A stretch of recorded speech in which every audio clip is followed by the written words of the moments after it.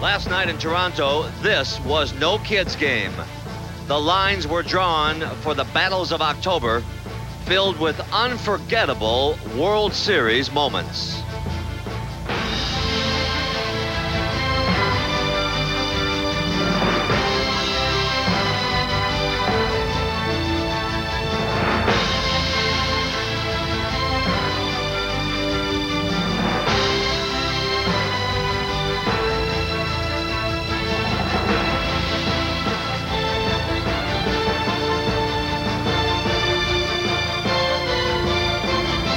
Funny thing about baseball, just when you start to taste victory, there's always somebody else who cleans your plate. And you talk about hungry. In the bottom of the ninth, this battle was settled. And the Atlanta Braves found themselves away from home in a dome, down 2-1. The good news? Guess who's coming to dinner tonight?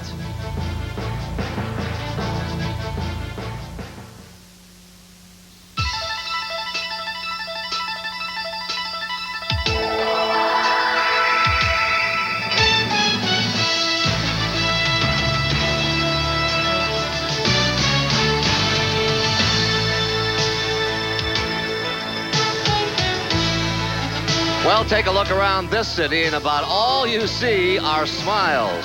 Toronto's Blue Jays are up 2-1 in the World Series, and suddenly the good folks north of the border have let 15 years of frustration fade into dreams of the future.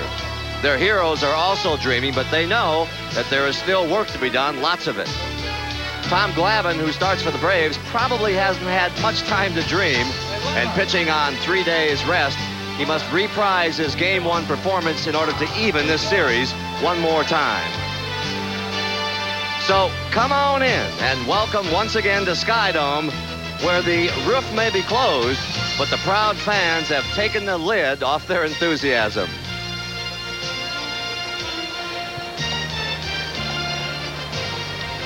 And hi again, everybody. I'm Pat O'Brien. Welcome to our CBS Sports continuing coverage of the 1992 World Series. And you know, maybe this is why they call it the Fall Classic. 5 of the last 8 World Series games have been determined on the final pitch. And my partner tonight, for some reason, is wearing a Bugs Bunny tie. Kitty Cott, I must say, what's up, Doc? Well, what's up? The Atlanta Braves hope that Jimmy Key's pitches are up. Obviously, it's a critical game for Atlanta. And what a team normally has to do when you come off a tough loss like the Braves had last night are establish things in the early going. Tom Glavine, I think, has to shut the Toronto batting order down early, and I think the Braves have to find a way to generate some runs against Jimmy Key. I think that's key for them tonight. And pull a rabbit out of their caps, maybe. Tonight it will be Tom Glavine for Atlanta, and for Toronto, a fresh face in this World Series and a very fresh arm. Jimmy Key, who was the Blue Jays' hottest pitcher in September. And while Glavine will go on 3 days rest, Key is a veritable Rip Van Winkle. He's enjoyed 16 days of rest. And what about that? Well, the 3 days rest for Tom Glavine, I laugh at that a little bit. The only factor is the fatigue in the legs. If you're coming back on 3 days rest, your legs might get a little bit tired. That means late in the game you don't drive toward the hitter as well, and you leave the ball up. But usually you have much better touch and feel, and I would expect to see Tom Glavine go with that same low and away pattern that he did in Game 1. Jimmy Key, on the other hand, I think mentally you go to the mound and overcome the fact that you haven't pitched much in the last month. Don't lean on that for an excuse. Assume you're going to hit Pat Border's glove and throw the ball low and away. The danger is with a lot of rest, you tend to leave too many balls up in the strike zone early, and that could be a problem for him tonight. Kitty, after 3 games, one of the trends emerging is the inability of the Braves to hit and drive in runs. Atlanta's team batting average is under 200 with only 2 extra base hits. The meat of the Braves order, Terry Pendleton, David Justice, and Sid Bream, have only 2 RBIs among them. Yeah, and that's pretty easy to figure out. It's the Toronto pitching staff. There's nothing wrong with those hitters, but when you run into Juan Guzman and a perfect Toronto bullpen, hitters that are good hitters during the season become average hitters in postseason play because you're always seeing outstanding pitching. You know, with so much at stake, sometimes you just got to make things happen on your own. And so now that they're down 2-1, a couple of Braves have decided to retool Yesterday, Pendleton and Bream placed rush orders for new sticks they hope will give them some added chop at the plate. And if they aim to even this series, they'll definitely need a couple of those smoking bats to get hot real soon, like tonight. The bats arrived here today at noon after clearing customs. And when we come back, Jim Kaat and Tim McCarver, our own World Series battery, will show us how the Blue Jays jump-started their motors in that exciting 9th inning last night as Baseball 92 rolls on from north of the border to the deep south here on CBS. CBS Sports coverage of Game 4 of the 1992 World Series is brought to you by Michelin, because so much is riding on your tires.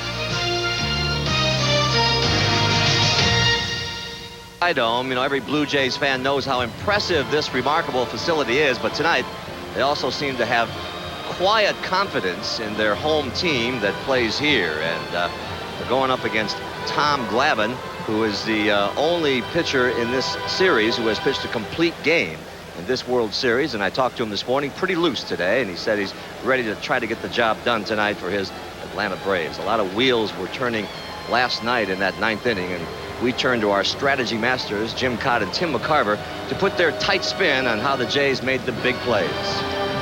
Pat, I think last night's bottom of the 9th inning will be etched in baseball fans' minds for a long, long time to come.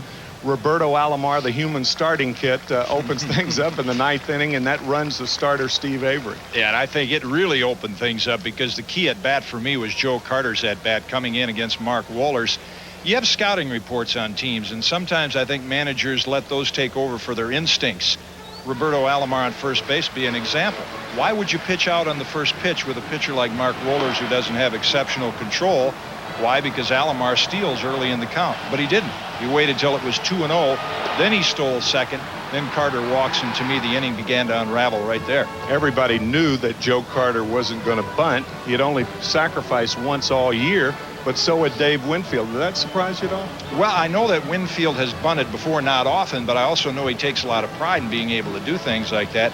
And you knew that Cito Gaston at that point was going to do whatever it took to get those runners over. And I don't know if it was surprising, but it was impressive to see a power hitter like Winfield perfectly executed bunt. But the most interesting thing in the inning for me was Cito Gaston pinch hitting for John Olerud. That was the first meaningful pinch hit for John Olerud all year long. He'd been pinch hit for 3 times, but all of them were meaningless. And he comes up with the hero of Game 2, Ed Sprague. It tells you what World Series play will do to managers' decisions. Cito Gaston will sit there and tell you, I'll never pinch hit for John Olerud because he hits left-handers rather well. But you watch Mike Stanton one night and see how he handles left-hand hitters, and you change your mind.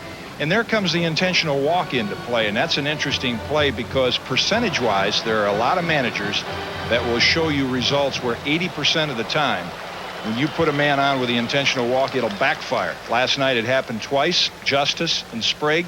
Both times it resulted in runs. I mean, here's a guy, Mike Stanton, who's one of the hottest pitchers in postseason play. And last year overpowering the Minnesota Twins. He's been effective this year, and he was used to intentionally walk a hitter. That's a little strange to me. Yeah, I think managers, and once again, baseball is a slow-paced game, but you make your decisions quickly. And I think Atlanta got caught in a position where Jeff Reardon was not in a favorable position to succeed. It's much easier to hit a fly ball off Jeff Reardon at this stage of his career, and I don't think that was a good matchup for Atlanta. Candy Maldonado against Jeff Reardon.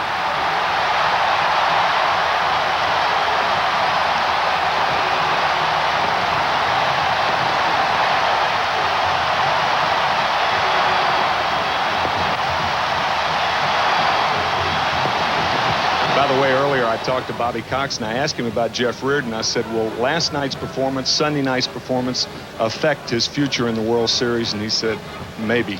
I think that's a case where maybe the previous 2 will affect third choice. What do you think, Patrick? Timmy, I think you guys look pretty darn comfortable talking baseball down there in the dugout. And who knows what twists and turns will be woven into tonight's plot. Stay tuned.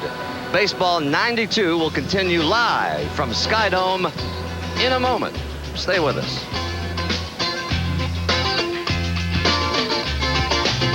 I can't remember. It was something. With 2 runners on in the fourth inning last night. Shades of the 1954 World Series when Willie Mays made his amazing catch of a Vic Wertz blast. Say hey. We'll be back after this word from your local station. Stay with us. Welcome back to Baseball 92. You know, the people of Canada have shown a great love for baseball and have been outstanding hosts to all of us here. We hope that last night's essay by satirist Bill Geist was taken in the good-natured spirit in which it was intended. That is our hope here at CBS. And now it's time to honor two friendly neighbors, the United States and Canada. And here is Sky Dome public address announcer Murray Eldon. Ladies and gentlemen, please welcome Curb MCA recording artist Winona Judd as she performs the American National Anthem. Winona is accompanied by the U.S. Marine Color Guard and the Royal Canadian Mounted Police Color Guard.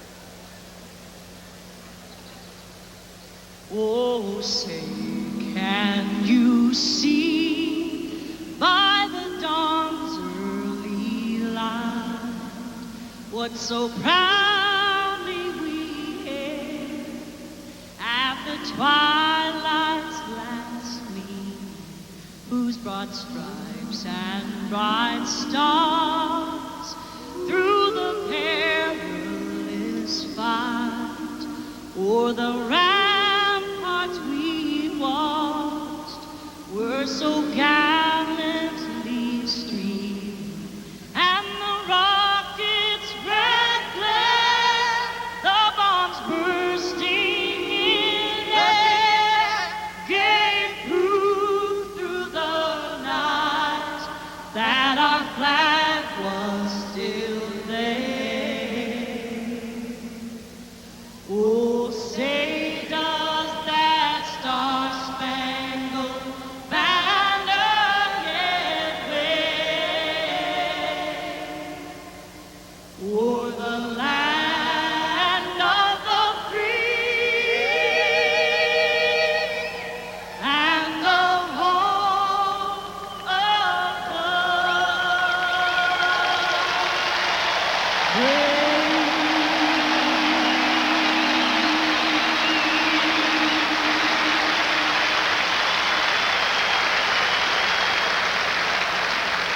to sing the Canadian National Anthem, a native of Ontario whose latest release, Now and Then, has received gold status.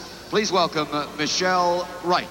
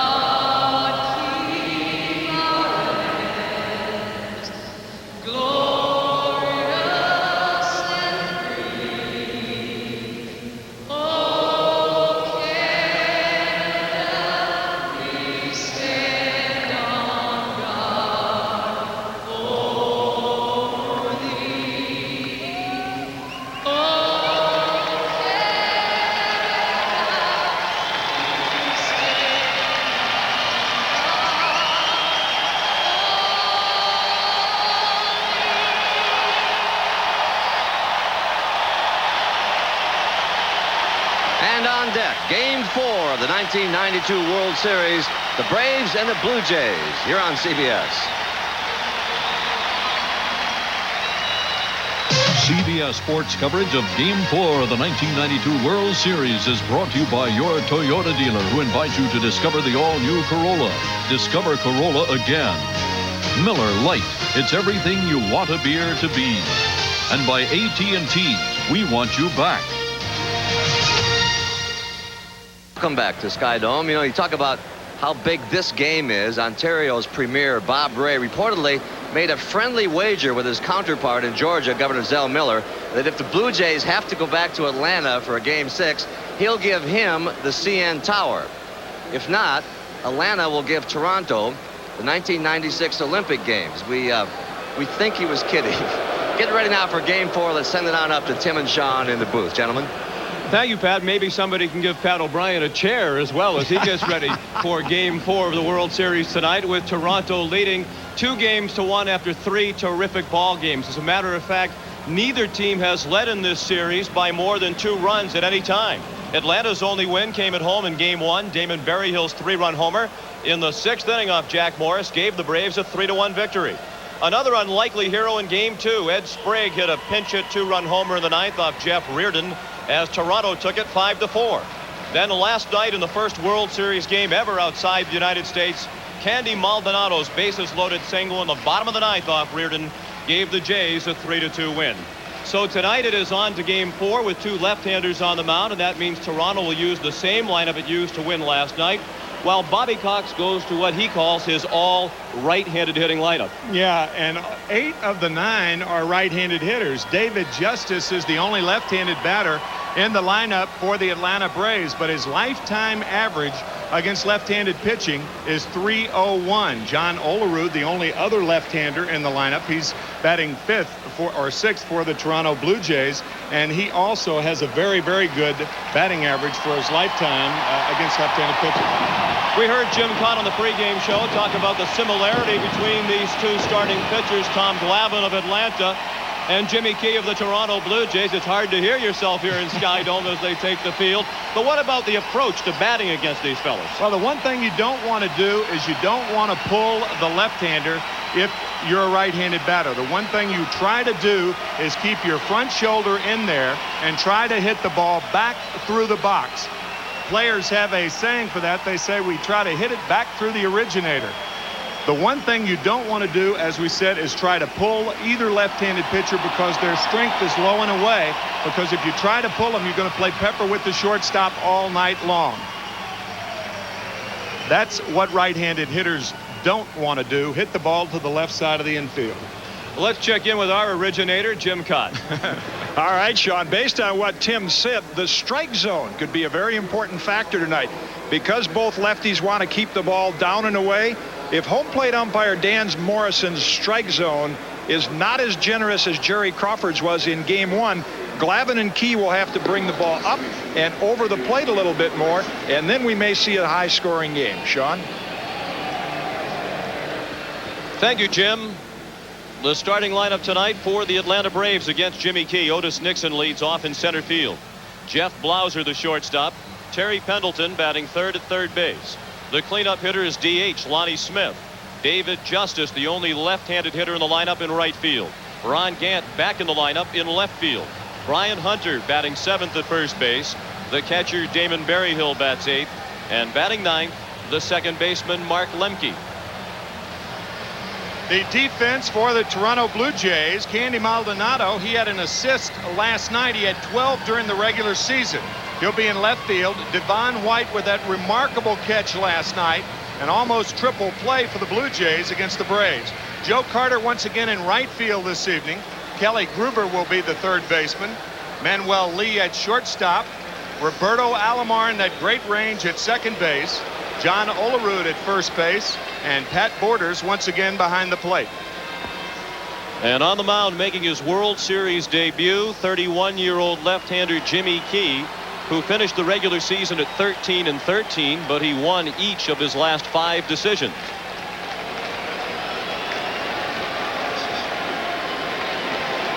Key is ready to go, and another sellout crowd is on hand at Sky Dome. They expect nearly 52,000. Otis Nixon leads off. He's a switch hitter.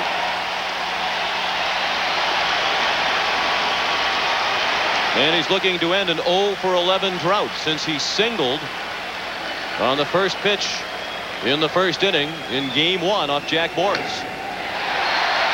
We're underway. 1 strike on Nixon, who fouled one back to the screen.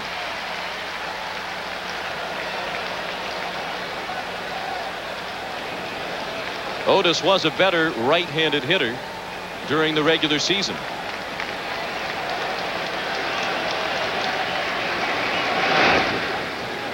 You saw only 22 RBIs for the leadoff batter. What leadoff hitters want to do, score a lot of runs.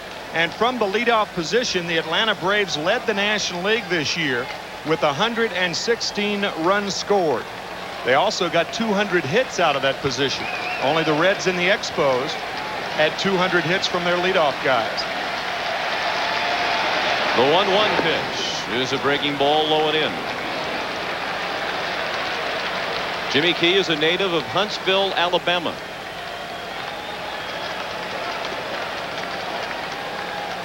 And a product of Clemson University. Nixon has his second hit of the series. His first since the first inning of game 1. He slapped one into right, and the Braves have the lead man on. Dan Morrison, as Jim Cott mentioned, in the spotlight as the home plate umpire tonight. Bob Davidson at first, John Shulock at second, Jerry Crawford at third. Mike Riley is along the left field line, and Joe West is in right. We talked about how to approach Jimmy Key, and you can only tell by the first hitter. Otis Nixon's approach was perfect. Sinker away, and he lined one to right. Nixon at 41 stolen bases during the regular season, and Key has an excellent pickoff move. It'll be a bit more difficult for the Braves to run tonight against the tandem of Key and Borders. It'll be a bit more difficult with Bob Davidson at first base. Bob Davidson, more than any other National League umpire, calls a lot of balks. Affectionately known as Bach and Bob by Bach and some Bob. in the National League.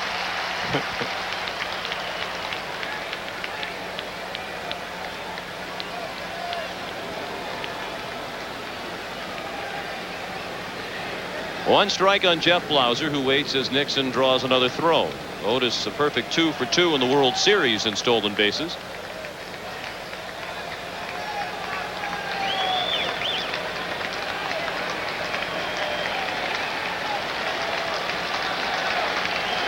Good move. Out at first is Otis Nixon.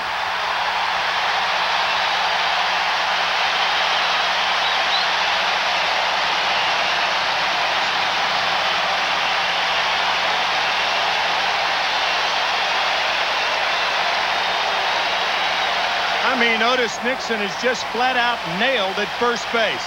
You see him lean towards second, back too late to first. Fine move by Jimmy Key. He was out with room to spare. Now Blauser takes a ball, and it's 1-1. After Otis Nixon was called out by Bob Davidson, Pat Corrales, the first base coach, did speak with the first base umpire about the move. It wasn't a heated protest, but a point was made by Pat Corrales to the first base umpire. There's Pat. Pat, a former Major League manager. He managed the Philadelphia Phillies and the Cleveland Indians. Also the Texas Rangers. 3 balls and a strike now on Blauser, whose only hit in this series was in game 2. A single. Key, a relatively quick worker, and Blauser singles to center. So again, Tim, we see the approach that you spoke of at the top of the telecast, taking Jimmy Key to the opposite field or up the middle. And we said it in the pregame comments. See if that ball's on the sweet part of the bat. If you try to pull it, you pull it to the left side of the infield and hit it weakly on the end of the bat. But keeping the left shoulder in there for a right-handed batter is essential to hit Jimmy Key well, or for that matter, Tommy Glavine. So the pickoff looks even bigger now as Terry Pendleton stands in. He started to find his stroke last night when he went 2 for 4. He's now 3 for 12 in the World Series. Back-to-back hits to start the ball game for Atlanta, but Otis Nixon was picked off. Pendleton showed bunt and took a breaking ball low. Jimmy Williams, the third base coach, threw the signs for Pendleton and Blauser.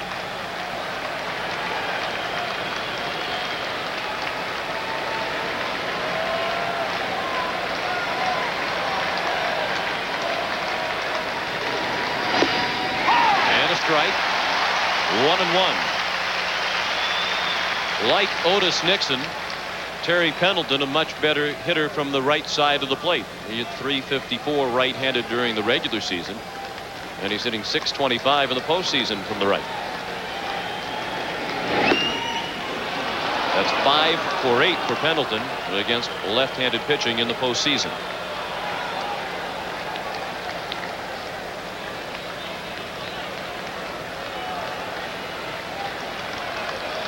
Blauser at first and 1 out. We're in the top of the first inning in Game 4 of the World Series. Blauser with a delayed steal, and the throw did not get him. Well, that was kind of strange. Blauser, fooled by the move, got a very late start. It looked like a hit and run as Pendleton swung through the pitch, but Jeff wound up safe at second nonetheless. I think he called it right both ways. Really, it looked like a delayed steal and a hit and run. I think what Jeff was thinking, you got to make sure against a guy like Jimmy Key, you make sure that he doesn't throw to first base. The obligation is on the hitter to put the ball in play. The Braves end up getting a stolen base out of it, however. You see, Borders didn't realize that Blauser was running. He hesitated before delivering to second. Pendleton hammers one to short. Lee the catch, throw to second, not in time. And Alomar goes leaping over Blauser. So another ball well struck by the Braves. But Pendleton hit it right at the shortstop Lee, and they had a chance to double off Blauser. That was a curveball, and the third line drive in a row hit off Jimmy Key. Alomar, who was playing Pendleton straight away, is late on arriving and hurdles Jeff Blauser. Like Edwin Moses on that play, huh? Now Lonnie Smith. That 1 for 4 came last night. He singled a drive and a run in the 8th inning. At the time, it gave Atlanta a 2-1 lead. Smith in his 60th postseason game. This is the 5th World Series in which he has appeared. 1-1 the count. And if the Braves can come back and win, Lonnie Smith will be the first player ever to play on 4 world champion teams, different teams. The Phillies in 1980, the Cardinals in 1982, the Kansas City Royals in 1985, and if Atlanta can win it this year, the Braves. Fastball. Occasionally Key will try to sneak the fastball over the inside part of the plate or off the inside of the plate to keep the hitters honest. That one missed, and it's 2-1.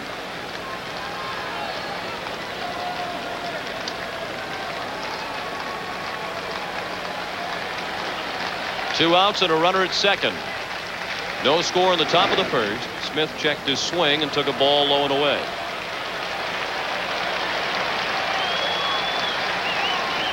Jeff Blauser is the runner at second.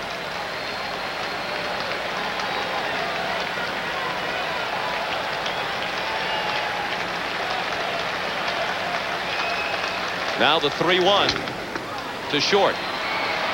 Lee throws him out. After half an inning, the Braves nothing, and the Blue Jays coming up.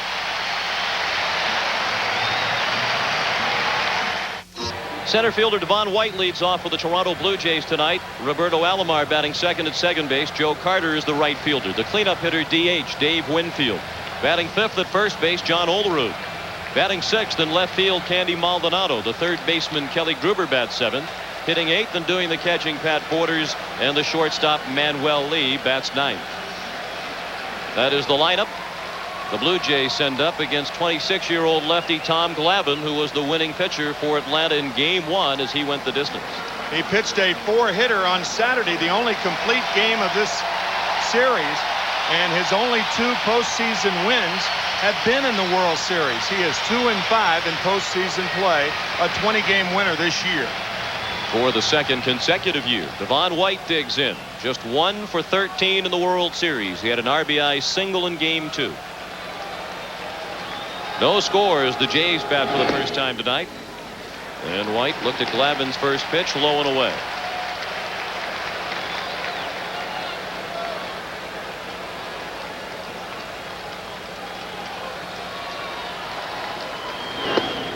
And a strike, 1-1. It'll be interesting to see if the Toronto Blue Jay hitters adjust to Tommy Glavine. And if they do, we'll see if Glavine changes his pattern of game 1. And that was low and away to right-handers. Good breaking ball. White questions the call by Dan Morrison. 1 ball and 2 strikes. White made what Dave Winfield calls the greatest catch in World Series history last night. Jim Cott alluding to the fact that Dan Morrison has a very honest, rigid strike zones, very structured, by the book. No gimmies with Dan Morrison. Glavine might have had a few gimmies from Jerry Crawford in game 1 as he nibbled at that outside corner.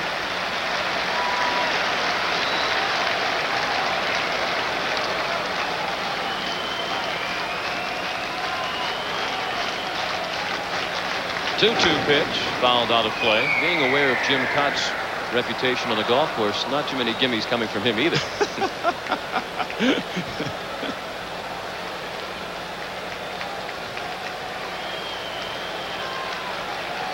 Now the 2-2. That's an example of a pitch that might have gone Glavine's way in game 1. Instead, it's a full count. That was a great catch by White last night, and it nearly started a triple play, which would have been only the 2nd in World Series history. That's through the middle, and again, the approach to these left-handers. Up the middle or to the opposite field. White used it to come up with just his 2nd hit of the World Series. The defense for the Atlanta Braves. Ron Gann in left field and Otis Nixon in center. David Justice with a strong arm in right. Perry Pendleton at third base. Jeff Klauser, the shortstop. Mark Lemke at second base. Brian Hunter, the first baseman. And once again, Damon Berryhill behind the plate.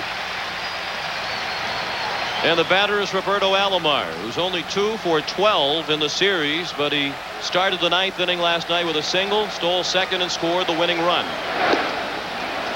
He turned a bunt, took it back, and looked at a ball. Rich Hacker is the third base coach for the Blue Jays. Devon White has not attempted a stolen base in the World Series. He hasn't been on much. He had 37 and 41 tries during the regular season. Only Henry Cotto of the Seattle Mariners had a better ratio. But he was caught 4 times in the American League Championship Series. How do you figure? I don't know. That's amazing. Only thrown out 4 times during the entire regular season and 41 tries. Then he's thrown out 4 times in 6 games against Oakland. I think one of the reasons, Terry Steinbach. And the Oakland pitching staff, which Cito Gaston says does the best job of holding runners on of any staff in baseball. Glavine with the slide step. That's a double play ball if they hurry. And no chance as White was on top of Lemke. 1 out. They erase the lead runner. And it's Alomar at first base with 1 down in the first, no score. Once again, that's what we were talking about in the opening. White with the ideal approach to Tommy Glavine, and Roberto Alomar with the approach that's going to get you a lot of ABs without any hits. The ground ball to shortstop.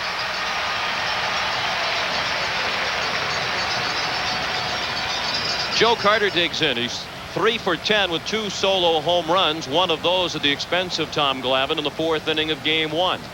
It was the only run surrendered by Atlanta that night.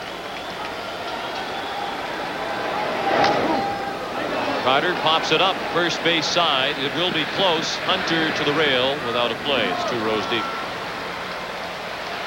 Tim, the philosophy about which you've been speaking, to go up the middle and go to the opposite field, is it more difficult for these power hitters in the middle of the order like Carter to take on that mindset? That's an interesting question. I think they do the same thing by taking on that approach to hitting. That doesn't mean you can't pull the ball. If the ball's inside, your hands will react to the inside pitch. You hit the outside pitch and the inside pitch the same way, but you've got to have the right approach, and everything keys off the front shoulder.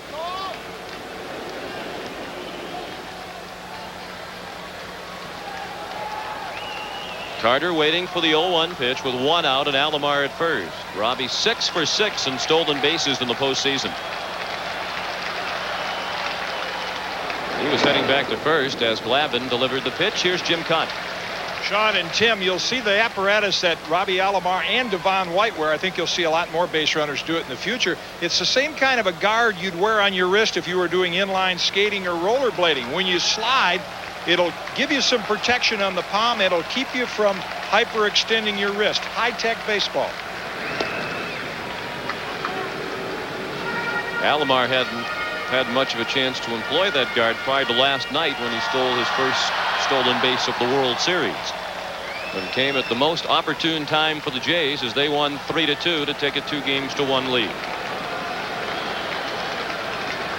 He's not running. Carter pulls it slowly to third. Pendleton's only play at first. He intentionally threw it into the turf to speed it up, and Carter is out. Alomar to second with 2 down. The first infielder that made this throw by design was Davey Concepcion, the shortstop of the Cincinnati Reds. A one-hopper to first base. That, as Sean said, was by design.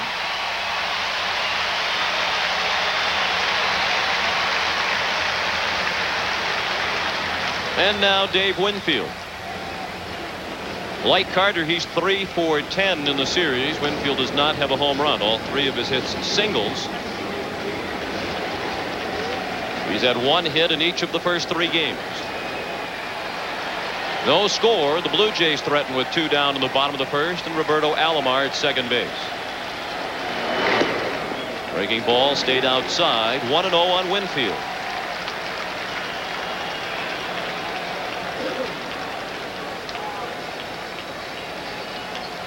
Bobby Cox waited a while before naming Tom Glavine the starter for Game 4. He wanted to see how Glavine bounced back after throwing 126 pitches in Game 1. Glavine threw on the side here on the off day at Sky Dome on Monday and threw extremely well, and that erased any doubt that Bobby Cox might have had in his mind.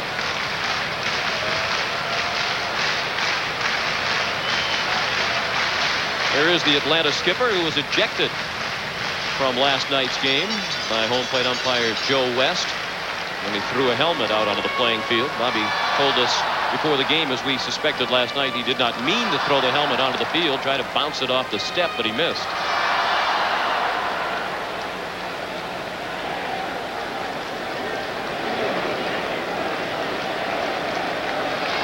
Winfield has appeared in 2 World Series, this one in the 1981 World Series while a member of the New York Yankees. He was 1 for 22. Alomar heads to third without a throw. During the regular season, Alomar stole third base 12 times. Only Marquise Grissom of Montreal stole third more often, and he stole third 24 times. Twice as many as Alomar. Craig Biggio and Luis Polonia also stole third 12 times. It is not often with 2 outs that you steal third without a throw, but Terry Pendleton holding his position.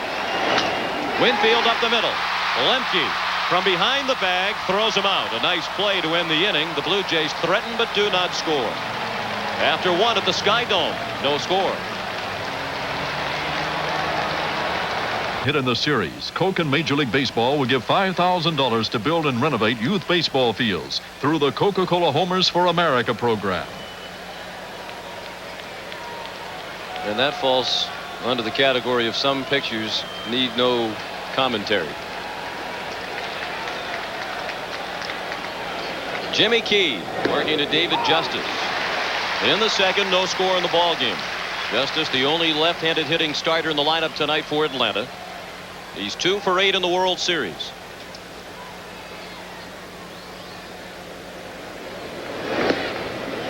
Just inside. 1 ball and 1 strike. Justice, Gant, and Hunter for the Braves in the second. Atlanta hit several balls sharply in the first inning with nothing to show for it. The pickoff of Otis Nixon, a very big play.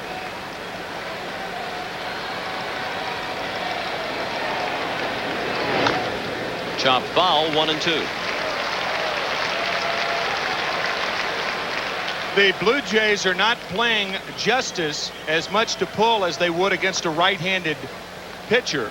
Manuel Lee is on the left side of the infield, and that's because David Justice doesn't pull left-handers like he does right-handers. The gap between Alomar and the second base bag That's the biggest gap on the infield. Roberto really a short fielder in this instance. Short Hard and right. Shallow right. A softball. Jimmy Key, second toughest against left-handed batters in all of Major League Baseball this season. Only Mark Langston fared better among pitchers against left-handed hitters. The 1-2 to Justice. Another well-hit ball. This one gloved by Olerud to Key for the out.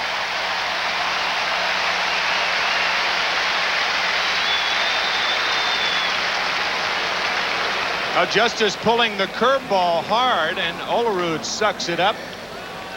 At 3-1 play at one time in baseball about 25 years ago, it was a difficult play to make, but because first basemen and pitchers work so hard on that play in spring training, it's all become rather routine. But there was a time in baseball when it was less so. Ron Gant, the batter.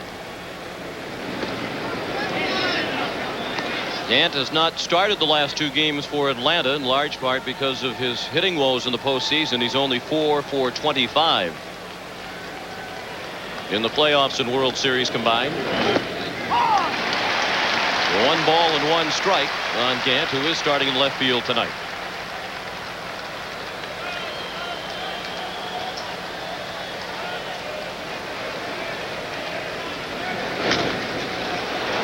Little fly ball in shallow right. Carter, after a long run, is there. 2 down. We're in the second. The bases are empty. There is no score in Game 4 of the World Series.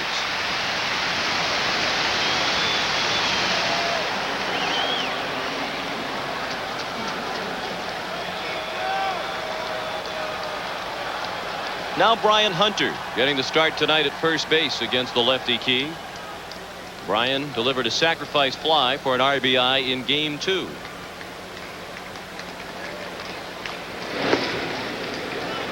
Ball 1, low and away. Hunter awfully strong, 14 home runs and only 238 at bats this year.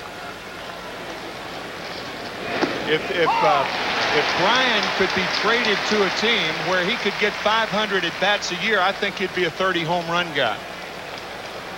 12 of his 14 home runs against left-handed pitchers. He saw most of his action against lefties while dividing time with Sid Bream at first base. Against left-handers, 12 homers and 158 at bats.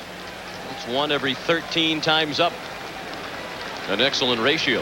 The 2-1 pitch is chopped down to third and foul. It's very difficult to be young and be a platoon player. It's okay if you're Sid Bream, who's on the other end of that platoon, because Sid's been around a long time, starting with the Dodgers, going to Pittsburgh, and now Atlanta. But when you're young and platoon, you get the label that you can't hit right-handers. And I think Brian Hunter could be getting that label. Hunter's only 24 years old, and he strikes out on the rare high fastball from Jimmy Key. That's the first strikeout of the night for Key. After an inning and a half, there is no score.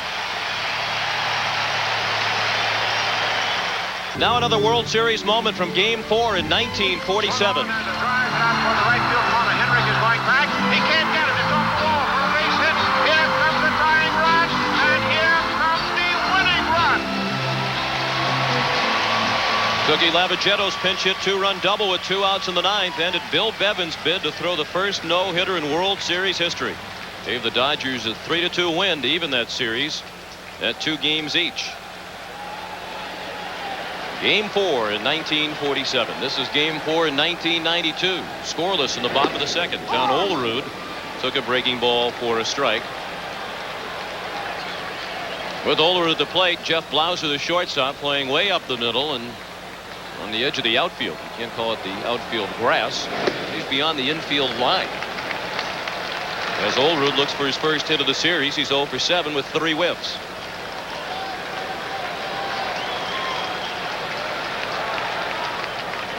Tom Glavine's 1-1 was just inside, and Jim Cott's scouting report on home plate umpire Dan Morrison has held true to form to this point. He has been not as generous with the strike zone as others we have seen behind the plate in this series. No doubt that was a strike. 2-2 on Olerud. He'll be followed by Candy Maldonado and Kelly Gruber.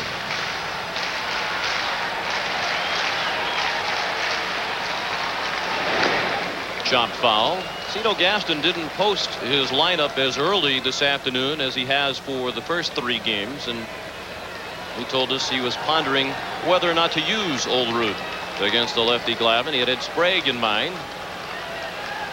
And this is the lineup that Gaston has gone with just about all year. And you stick with the winning combination.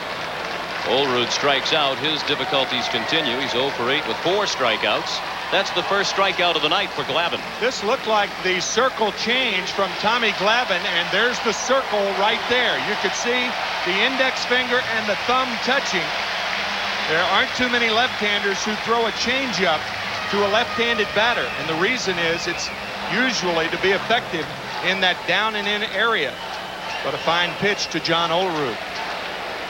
Now Candy Maldonado sends it out of play, first base side. Maldonado came up in the bottom of the 9th inning with the bases loaded and 1 out last night and delivered the single over the head of the drawn-in center fielder Otis Nixon. It brought Alomar in with the winning run. 0-2.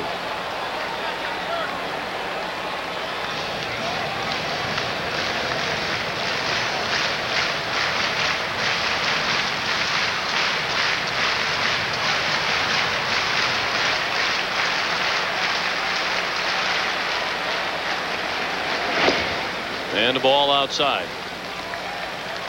Tonight's game is being produced by Bob Dekas and directed by Bob Fishman. We're at the Sky Dome in Toronto for Game 4 of the World Series, scoreless in the bottom of the 2nd. Fastball just off the inside corner. Glavine wanted it. 2-2. You rarely see Glavine come inside twice in one at bat to a right-handed batter.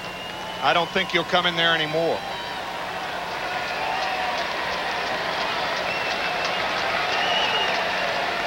Does go back away and he misses.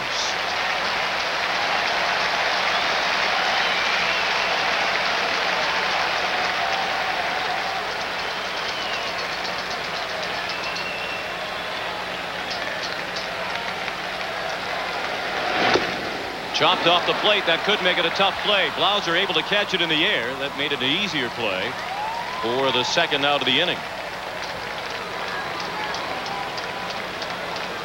Well, Kelly Gruber chopped on Sunday night. Roberto Alomar chopped last night to end the game, and now Candy Maldonado does his version of the chop. A high chopper to Blauser.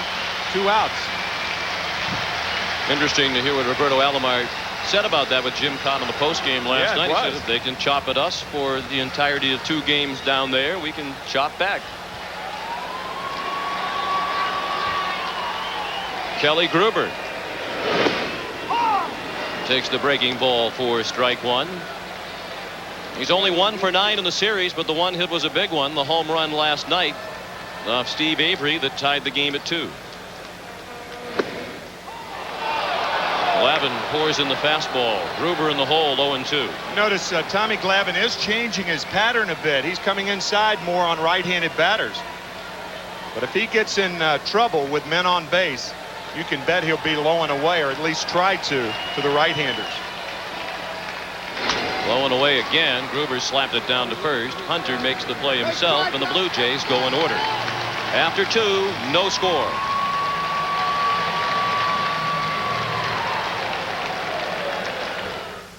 Coverage of Game 4 of the 1992 World Series is brought to you by UPS for reliable on-time delivery throughout Europe and around the world. Trust UPS. Lexus luxury automobiles, including the newly redesigned 1993 LS400. And by Nicoderm, nicotine transdermal system. Ask your doctor about Nicoderm. Well, what a way to enjoy a World Series ball game from one of the restaurants in the outfield here at the Sky Dome. That's in straightaway center at the Windows Restaurant, just below the rooms in the Sky Dome Hotel that look down on the playing field that have been going for about $1,000 a night for the World Series. Except for the Blue Jay players, of course. Some of them are residents, full-time residents at the Sky Dome Hotel. Roberto Alomar is one. David Cohn another. There it is. Those are the hotel rooms above the restaurant. Damon Berryhill, the batter, 1-2 the count. He's just 1 for 11 in the series, but his one hit was the 3-run homer that propelled Atlanta to victory in Game 1. Mark Lemke to follow in the top of the order, and Otis Nixon in the top of the third, no score.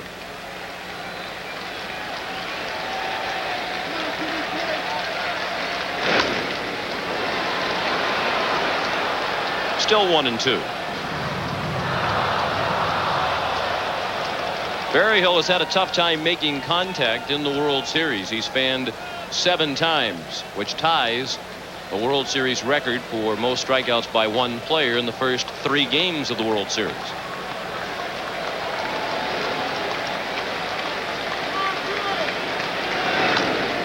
Cold foul past Jimmy Williams in the third base coach's box.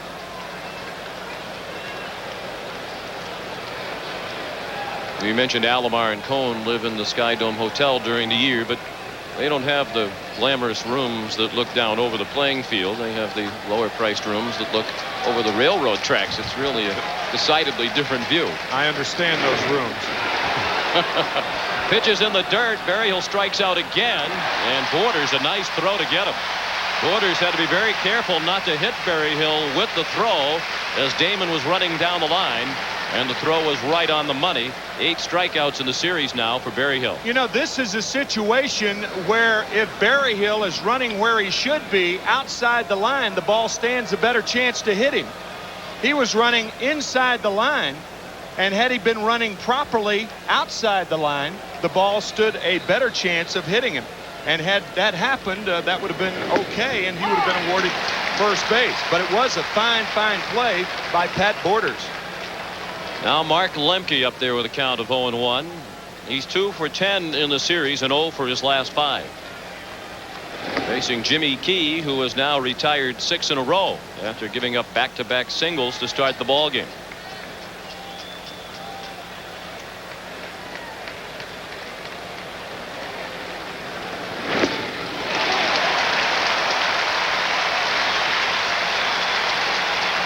One and 2 the count on Lemke.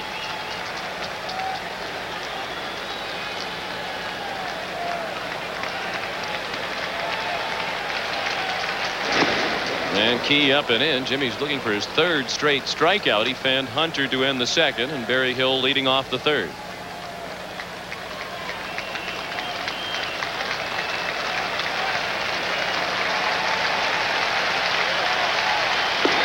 Strike 3.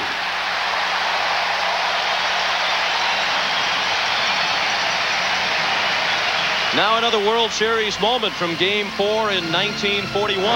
Pitcher starting his windup out there again. He's all ready now. Watch it. Here it comes. He swung at the ball and missed it. The ball gets away from the catcher, and Henrich goes to first. The umpire says that Henrich swung. It was a clean strike. The ball got away from the catcher, and so Henrich is entitled to first because he got there ahead of the throw. The Yankees go on to score 4 in the 9th and win that game 7-4. Take a 3-1 lead in the series against Brooklyn. Somewhat reminiscent of the play involving Borders a moment ago, except this time Borders threw the runner out. Otis Nixon at the plate. A ball and a strike to count. Otis singled to right field for just his 2nd hit of the series as he started the ball game.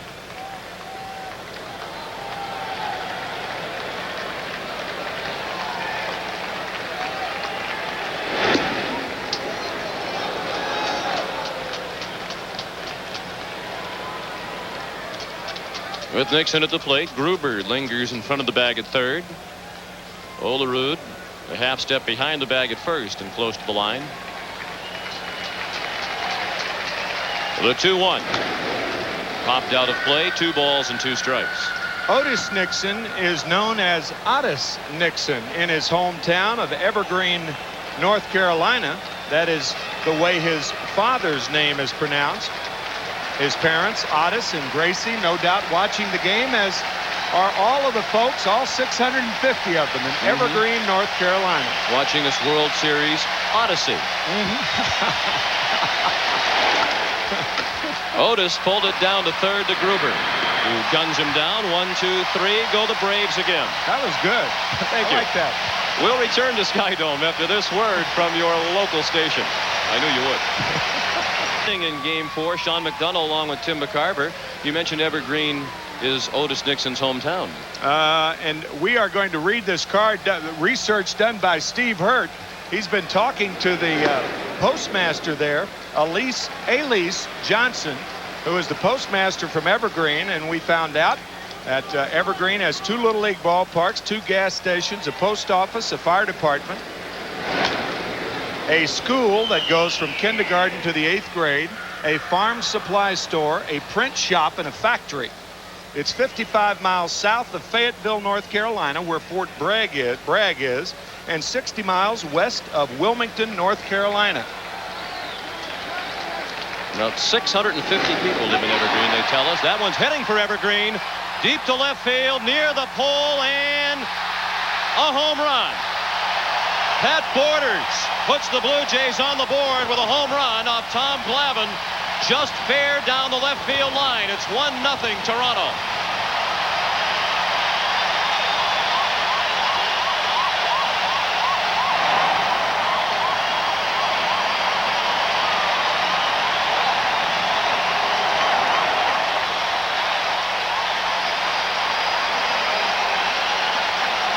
Tommy Glavine allowed only 6 home runs during the regular season.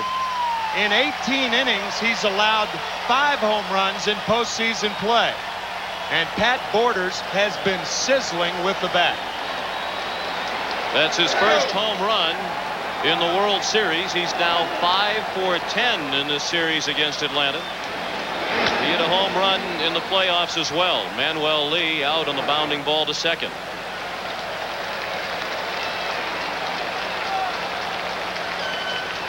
Tommy Glavine was working Borders outside, and he misses. The 1-0 pitch fouled off, and now he tries to come inside. Too much of the plate.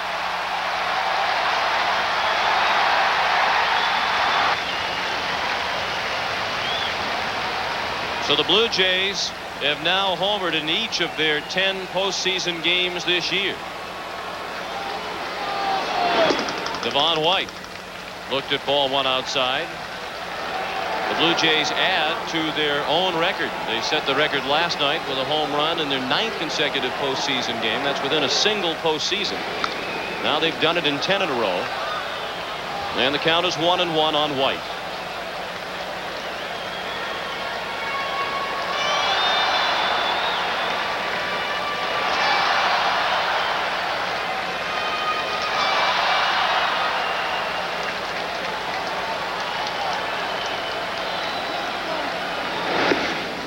Interesting how that can happen. You mentioned the lack of home runs surrendered by Glavine during the regular season, and it's certainly not because he pitches in a ballpark that has a deep fence. They call it the launching pad in Atlanta. One of the easiest parks in which to hit in all of baseball. 6 home runs in only 225 innings, and here he's worked 18 2/3, and he's given up 5 in postseason play. Now the 2-2 pitch. Sliced down the right field line. Fair ball toward the corner. It took a strange bounce out of the right field corner. So strange I had trouble describing it. And Devon White has a double. Takes or took, take your pick. It doesn't matter. It's a 2-base hit all the way.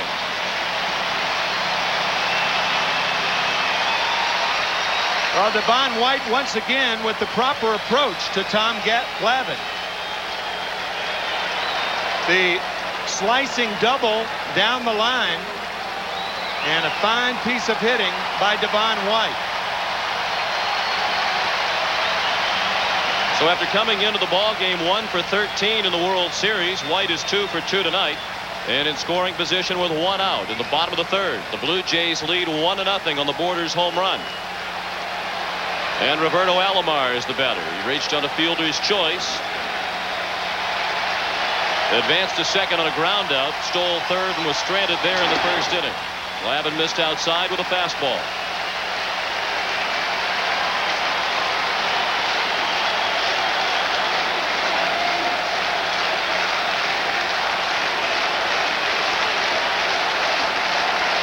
Glavine has now surrendered 3 hits. Tommy had retired 6 in a row prior to the home run by Borders.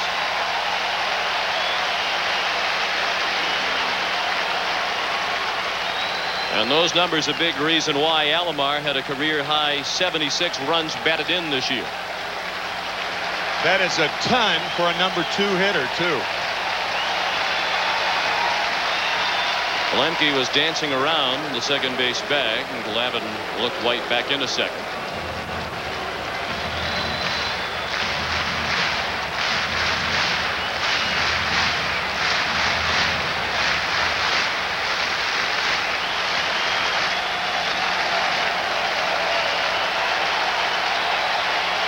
The 2-0 pitch.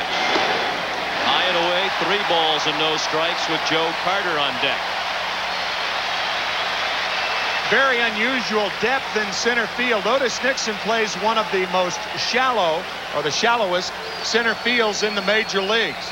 He has tremendous speed. He and White both have tremendous speed going back on balls, but you don't drop too many in front of either one of them. And that's ball 4 outside. Alomar walks on 4 pitches. The first walk thrown by Glavine tonight. Glavine did not issue a walk in going 9 innings in game 1. Leo Mazzoni, the pitching coach, on his way to the mound.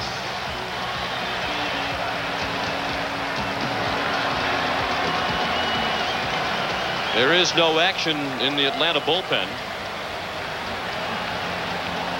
One of the few negatives of the Sky Dome from the perspective of fans is that they cannot see into the bullpens from most of the seats here. They are behind the outfield fences.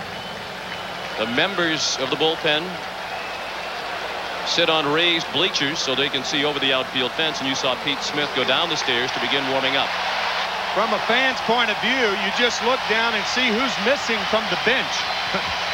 And then you decide whether somebody's up and throwing or not for the majority of the fans here. It is Pete Smith warming up as Joe Carter stands in. Runners at first and second and 1 out. 1-0 Toronto in the 3rd. Carter looks at the 5th straight ball thrown by Glavine.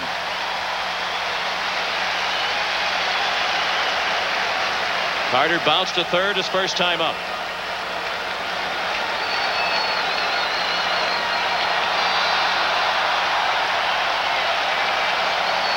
Devon White, the runner at second. Roberto Alomar at first. Outstanding speed on the bases for the Blue Jays. And a big hack by Carter. He foul tipped it into the mid of Berryhill. When you put speed on the bases like the Blue Jays have, you get the middle infielders moving all around, and often that opens up the holes for the hitters. You have White who can run on at second and Alomar on at first. But look how close Lemke is keeping Devon White. He was standing right on the bag as the pitch was delivered. That's a double play. Carter lined it right to Blauser. He flipped to Lemke, who had nowhere to go to get to the bag, and that ends the inning. The Blue Jays are on the board on the home run by Borders after 3, 1-0 Toronto. Oh, he's a great motivator. Robin's visits to hospitals provide inspiration and motivation to ailing children so they can better realize how to reach any goal they dream of. Toyota is pleased to salute all-around champion Robin Ventura by contributing $1,000 to the Children's Memorial Hospital of Chicago. This game summary is sponsored by AT&T. The only run in this game, the leadoff home run in the 3rd by Pat Borders of Toronto.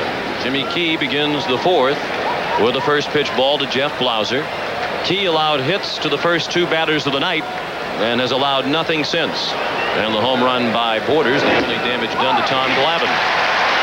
So it's 1-0 Toronto. They're out hitting the visitors 3-2. Blauser singled to center and stole second in the 1st inning. Key's breaking ball was just inside. 2 balls and a strike. Blauser, then Pendleton and Smith, batters 2, 3, and 4, coming up for Atlanta.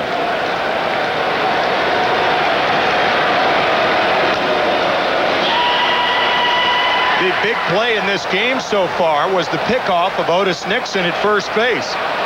The Braves had Nixon on at first to lead off the game. He was picked off, and then Jeff Blauser got a hit Otherwise, it's first and third and nobody out. The Braves could have had something going. And Blauser strikes out.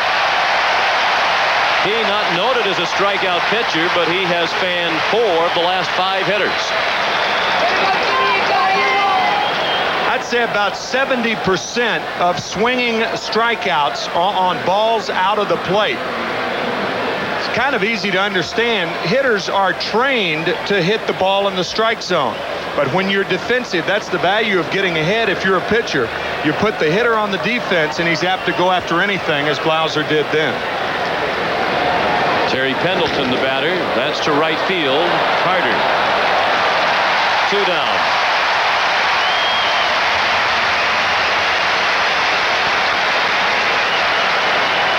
Game 5 of the World Series comes your way tomorrow night live from Sky Dome.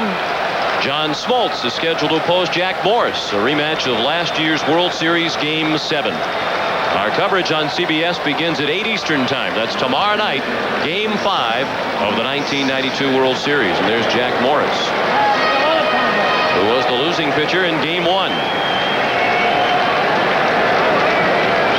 Jack's got his game face on early.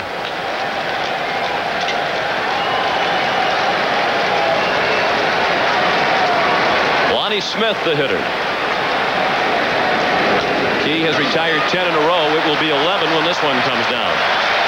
Manuel Lee puts it away. The Braves go quickly in order against Jimmy Key in the 4th. Through 3 1/2. The Blue Jays won and the Braves nothing. Enjoying the proceedings from the Sky Dome Hotel at center field. Payback's going to be tough. Is it ever going to be tough? Tune in tomorrow at 8. Oh, baby. Why did I do that? Tim put me up to it, Patrick. Oh, yeah, my fault. Right. Dave Winfield leads off in the bottom of the 4th. He bounced to second his first time up. The Blue Jays batting with a 1-0 lead against Tom Glavine. Winfield, Olerud, and Maldonado coming up the middle third of the Toronto batting order.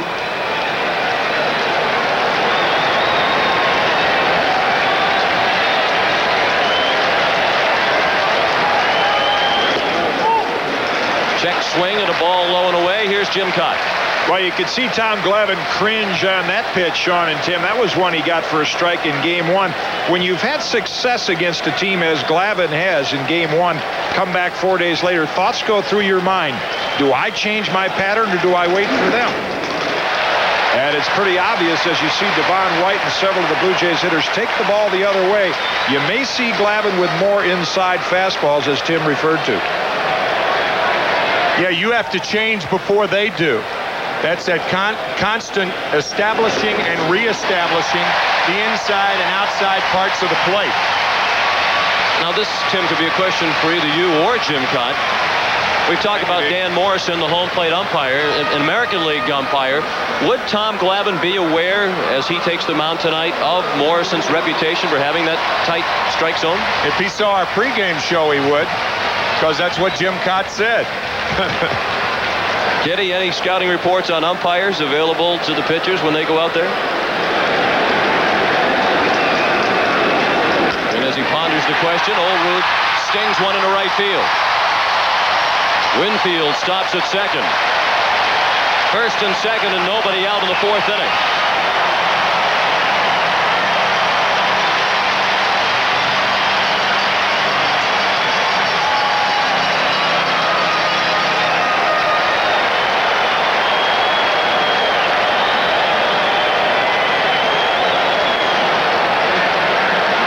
First hit of the World Series. He's now 1 for 9. Struck out his first time up tonight. That's the 4th hit given up by Glavine. And the batter is Candy Maldonado. Jim, would Glavine be aware of that reputation of Dan Morrison before he took the mound tonight? Well, I think so. There are pitchers in the American League, Roger Clemens for one, who keep track of umpires and which ones favor the pitcher or the hitter. They're all good umpires, but they all have a distinctive strike zone, some small, some bigger. Candy Maldonado lifts one to left center, not deep. Ron Gant takes charge for the first out of the inning. Winfield tagged, but does not try to go to third. We're in the 4th. The Blue Jays lead 1-0. Maldonado now 0 for 2. I remember a game in the 1967 series against the Boston Red Sox. I caught for the Cardinals, and Ed Runge was behind the plate. And he told me, I was catching in the first inning, he said, when you're at the plate, swing the bat. You better be swinging the bat, because he would give pitches 3-4 inches outside, and he was consistent. The father of Paul Runge, a fine umpire in the National League now. Kelly Gruber, the batter. He tried to bunt, fouled it back to the backstop. That's a bad play right there. You see Pete Smith still warming for the Braves. You have a runner in scoring position, 2 runners on, the bottom part of the lineup, albeit Pat Borders, who homered the last time up. But when you have guys in scoring position, that's what it means. And you can't score them when you try to bunt. I think that's a bad play by Kelly Gruber.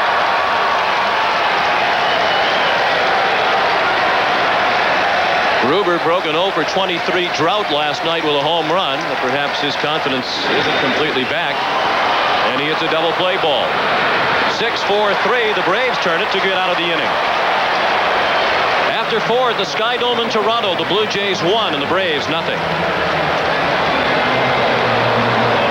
And heroes that last forever. Now you can let the celebration go on and on with the official 1992 World Series video. To order for $19.95 plus $4 shipping, use your credit card and call 1-800-537-8900. That's 1-800-537-8900. Or send a check or money order to this address. A message from Major League Baseball.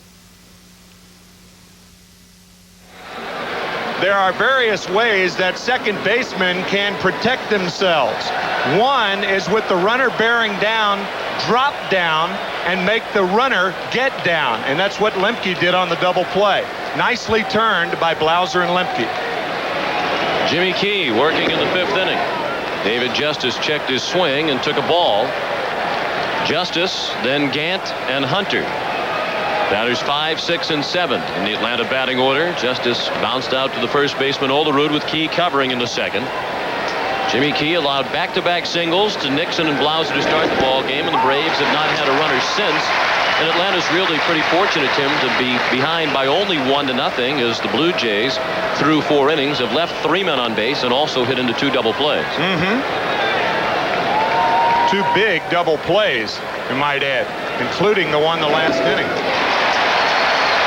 Key's counterpart, Tom Glavine, has had only 1-1-2-3 inning.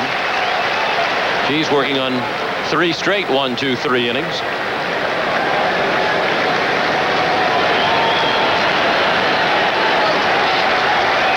Career postseason home runs for Justice, but none in this World Series. He hit 2 in the playoffs against Pittsburgh. He's been very patient at the plate. He walked 6 times in the league championship series. And he's walked 4 times already through 3 games plus in the World Series. Big swing and a miss, 4, strike 3. 5 strikeouts for Jimmy Key. He averaged only 4.9 strikeouts per 9 innings this year, so he's well ahead of that pace. There are some hitters that are characterized as contact hitters. Well, Jimmy Key is a contact pitcher. He puts the ball in play generally, but the Braves having a tough time making contact this evening. Ron Gant looked at the ball away. He was out on a fly ball to right in the 2nd inning.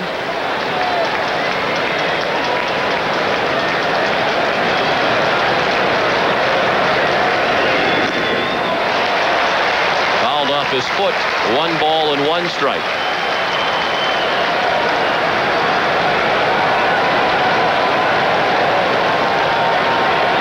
Key retired the lead man in this inning, Justice on a strikeout, and that's not a surprise. He was the best starter in the American League this season in retiring the first batter in an inning. Leadoff hitters had only a .228 on-base percentage against Jimmy Key. He walked the leadoff man only 7 times in 224 innings. So he only does that about once every 32 frames.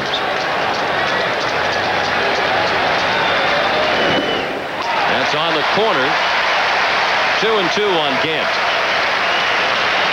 And remember, throughout baseball, a team scores in only 16% of the innings when the leadoff batter is retired. That's how important it is for a guy to get the first guy.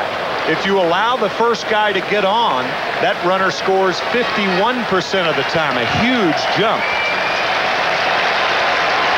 Gant is overdue, 0 for his last 15, including his 0 for 1 tonight.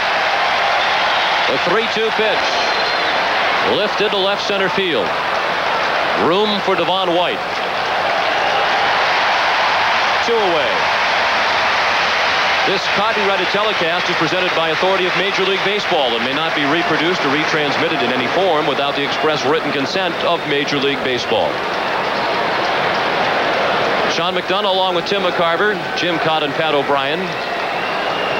Happy to have you with us from the Sky Dome in Toronto, where the Blue Jays lead 1-0. Brian Hunter at the plate with 2 down and the bases empty in the Atlanta 5th. Well hit toward the gap. White on the run, and he's there to make the catch. If it stays in the air long enough, he'll get it. Halfway through game 4, Jimmy Key working on the shutout. It's 1-0 Toronto.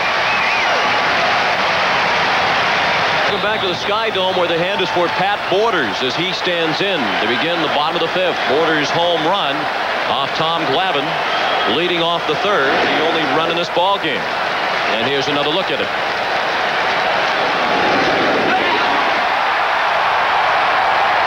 That ball staying on the middle of the plate, and one of the few mistakes that either pitcher has made so far. A lot of times, a guy will hit a ball out of the ballpark, and a pitcher will come back and say, boy, wasn't that a good pitch? Well, that one from Glavine was not a good pitch, but hitters do hit good pitches out of the park. Borders out on the bounding ball to short. 1 out in the 5th. With his home run his first time up, Pat Borders has had a hit in each of his last 12 postseason games now. That breaks the record for the longest postseason hitting streak by a catcher, which was shared by Borders, Yogi Berra, and Thurman Munson at 11 games apiece prior to tonight. The longest batting streak for a player of any position in postseason history, 17 games by Hank Bauer of the Yankees in the mid and late 50s. Manuel Lee bounced out his first time up. He's now 1 for 10 in the World Series.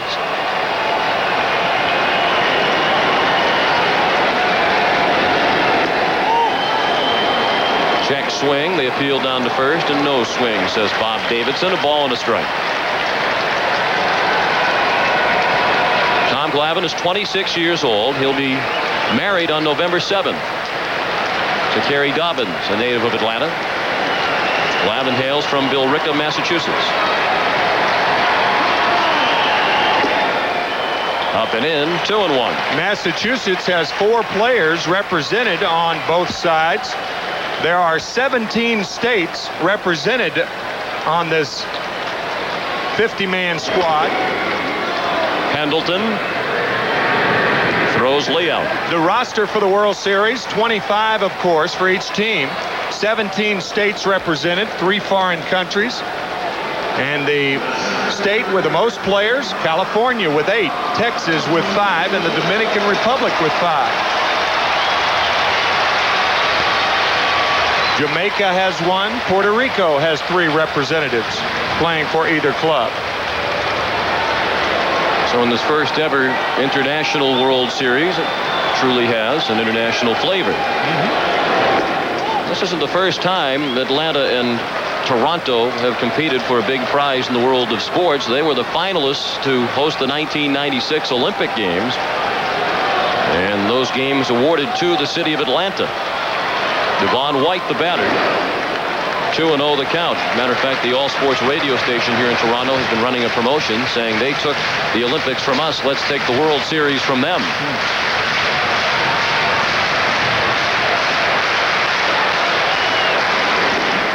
White taking all the way on 2-0, and it's 2-1.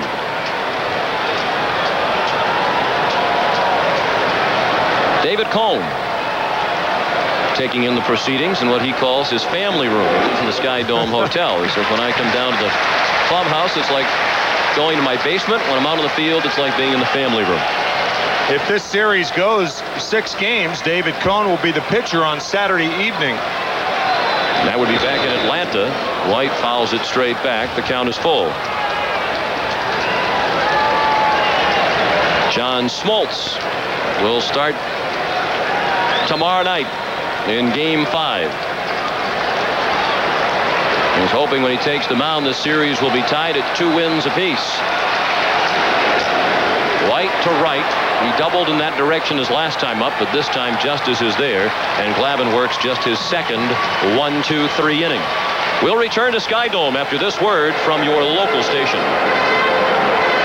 One thing's for sure, in both Atlanta and Toronto, we've seen some very creative signs in the stands. And we've seen some outstanding baseball in both cities as well. Jimmy Key handles the comebacker from Berryhill. 1 pitch and 1 out in the Atlanta 6th.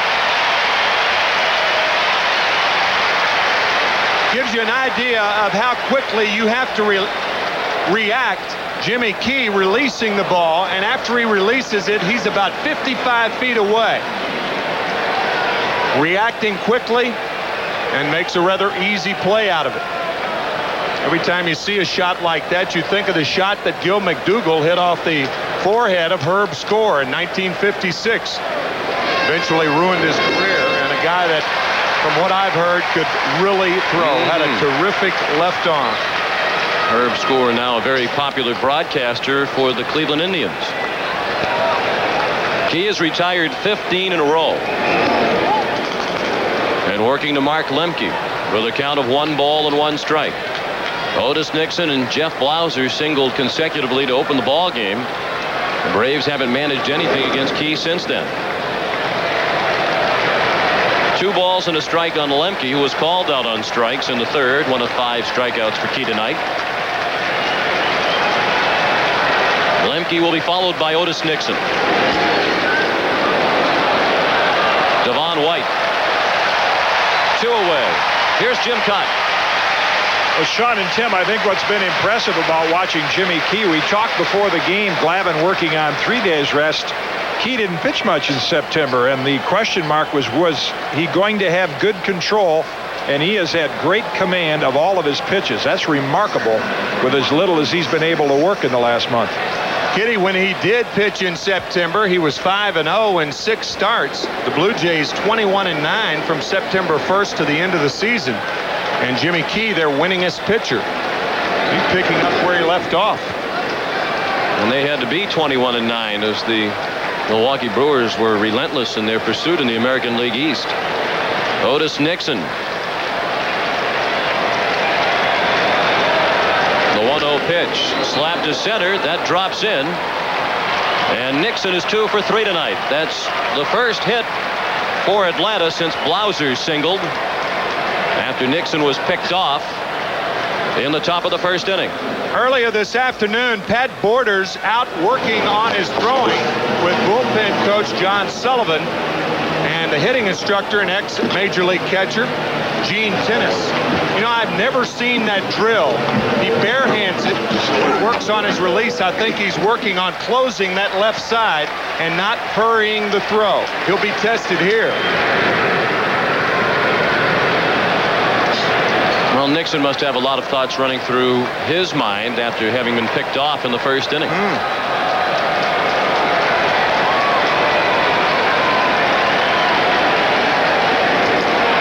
Oh, close play again. Otis froze for a moment as Key lifted the leg. And Pat Corrales steps in with some words of wisdom for Otis Nixon. See, if that right foot of Jimmy Key goes behind the left leg, he is committed to go home. That was a borderline throw to first base. That right foot was even with the left leg. If it passes the left leg, he's got to go home. If not, he can go to first base. That's one of the keys to look off of Keys. One of Keys' keys. Jimmy Key has such an outstanding pickoff move that Bobby Cox told us before the game tonight when he became the general manager of the Atlanta Braves and left the Toronto Blue Jays. One of the first things he did was to get a tape of Jimmy Key's pickoff move, and he gave it to the minor league pitching instructors in the Braves organization as an example of how they should teach their pitchers to work. Blauser down to third, Gruber the short way to force Nixon and end the inning. On to the bottom of the sixth in Game 4 of the World Series. The Blue Jays lead 1-0. It's the Canadian Air. Toronto leads 1-0 in Game 4 of the World Series, the second World Series game ever played outside the United States, and got off to such a great start last night, Tim. I thought the announcement that was made by the public address announcer concerning the flag issue before last night's game started diffuse that whole situation. We really haven't heard a word about it since then. It was one of the most inspirational pregame ceremonies that I have ever seen. The flag, of course, it's a big story. It was a big story before last night's game, being held upside down, a huge mistake, a mistake admitted by the Marine Corps, and they requested that they hold the Canadian flag last night while the Royal Canadian Mounted Police held the American flag. And telling you, the reaction from the crowd was just about as classy as you can get. I think that's a great way to describe this city and the people who live here. Absolutely. Otis Nixon under the fly ball from Roberto Alomar. 1 out in the bottom of the sixth. The Blue Jays batting against Tom Glavine with a 1-0 lead. The only run in this ball game came in the bottom of the third on a home run starting that inning by Pat Borders.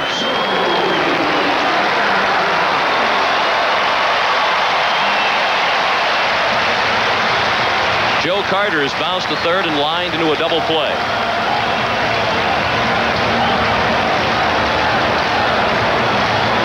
Glavine working on his best string of the night now. He has set down 6 in a row. And Carter looks at ball 1 outside.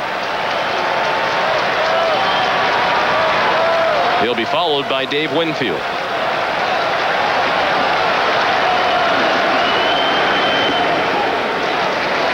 2-0.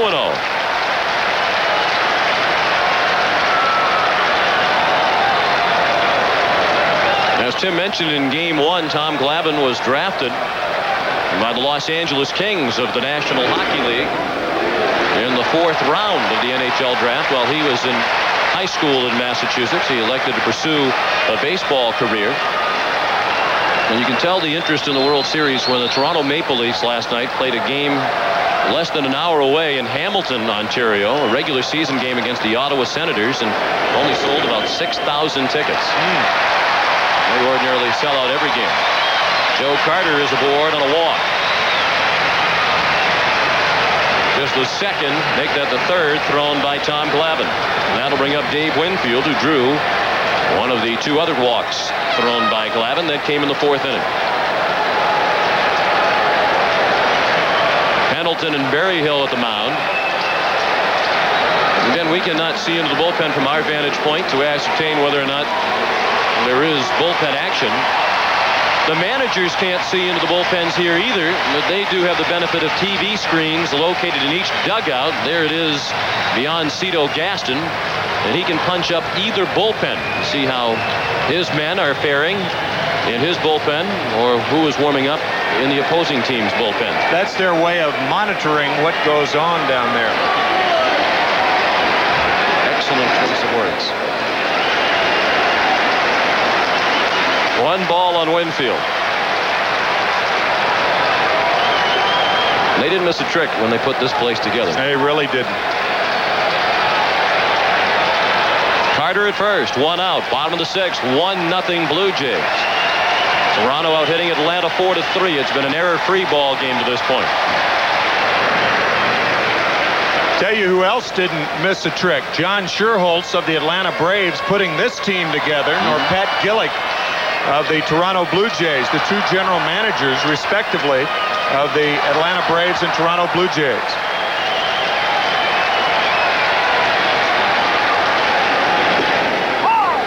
Glavine took a bit off that one and got it over. A ball and a strike on Winfield with Olerud on deck. Pat Gillick is certainly the architect of the Blue Jays' success. And their success considerable considering that they did not enter Major League Baseball until 1977. They've had 10 consecutive winning seasons, including 1992, the longest current winning streak of any Major League team. Pat Gillick has announced his intention to retire after the 1994 season. He'll only be 57 years old, and he wants to relax and enjoy life.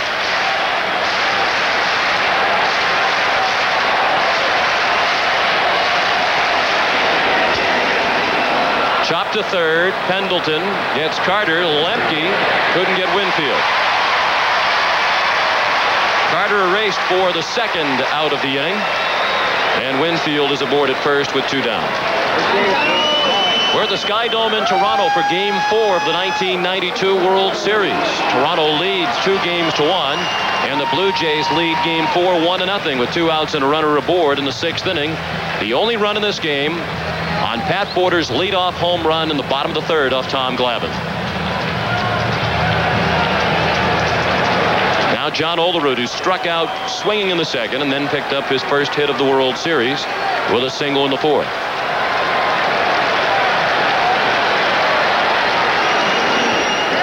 He tried to hold up, but it was much too late. 0-1 on Olerud.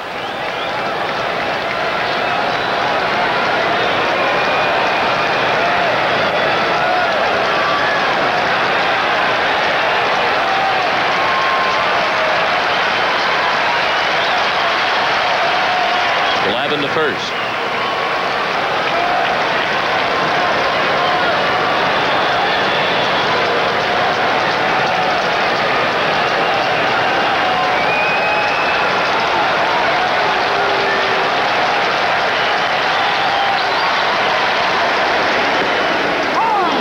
Mark Lemke is playing in Windsor with John Olerud at the plate. He is the second baseman in name only. I was thinking the same thing. Not only that, he's not playing Olerud to pull toward the hole with Hunter holding the runner on at first base. He's playing more towards second base. Pretty good idea that Glavine will pitch Olerud away. He does, and it's a ball, 1-2.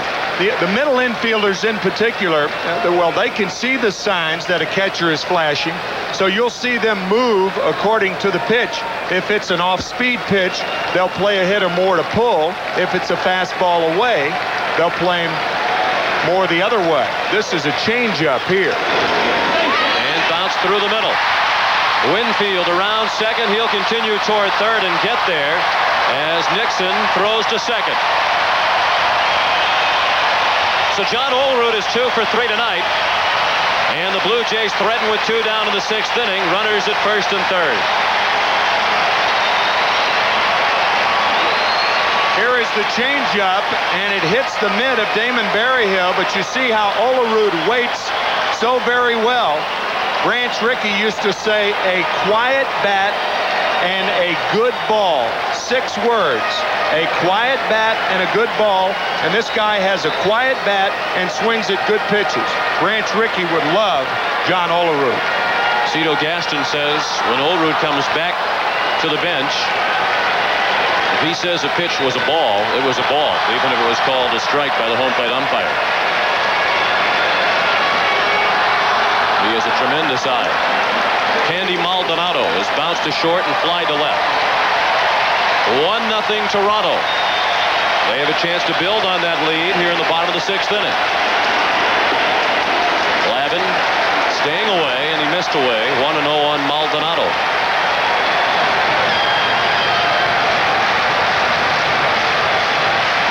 We talked about a quiet bat with Olerud. Look how active the hands are of Candy Maldonado.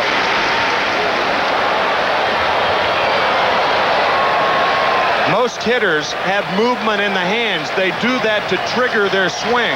Olerud, very, very unusual. His hands are so still when he approaches the ball, but not Candy Maldonado.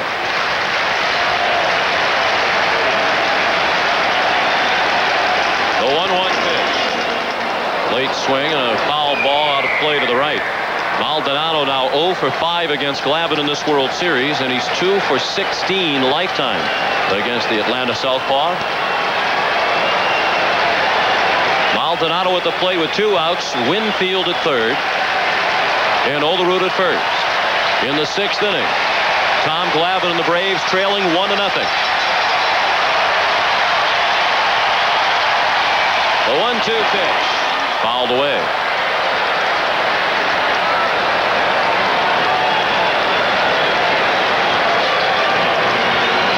Maldonado, as a result of that success with runners on base, drove in 6 runs in 6 games in the league championship series against Oakland. And he drove in the game-winning run last night. Another 1-2 pitch on the corner. Strike 3. Well, that was one of the few times tonight a borderline pitch went the pitcher's way. Ooh. On to the 7th. 1-0 Blue Jays. Rock solid. The Prudential.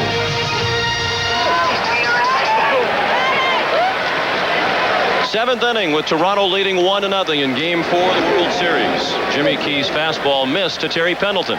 John, you're right. This ball was outside, and Tommy Glavine and the Braves get a break that they will gladly accept. First time that home plate umpire Dan Morrison has wandered out of that strike zone and called a pitch a strike. And to his credit, he's been pretty consistent all night long, and that's really all the pitchers the hitters ask for, as long as you're consistent. But that time Maldonado called out on a pitch that was not a strike. Pendleton to left field, and Maldonado has room.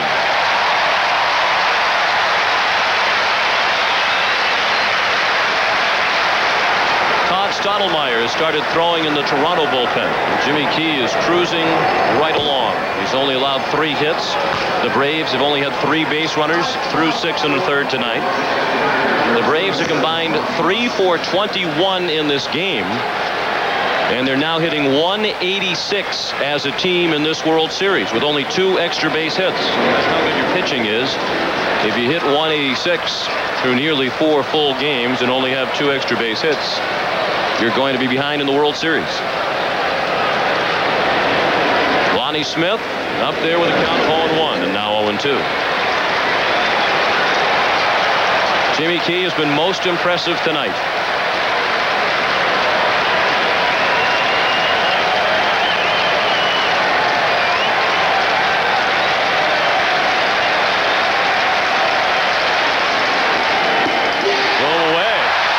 Say that often about Jimmy Key, but he got the fastball by Lonnie Smith.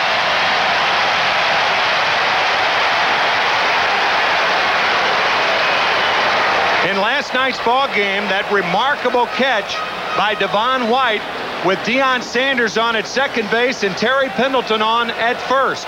Pendleton passes Sanders. He's out, and Sanders goes back to tag up.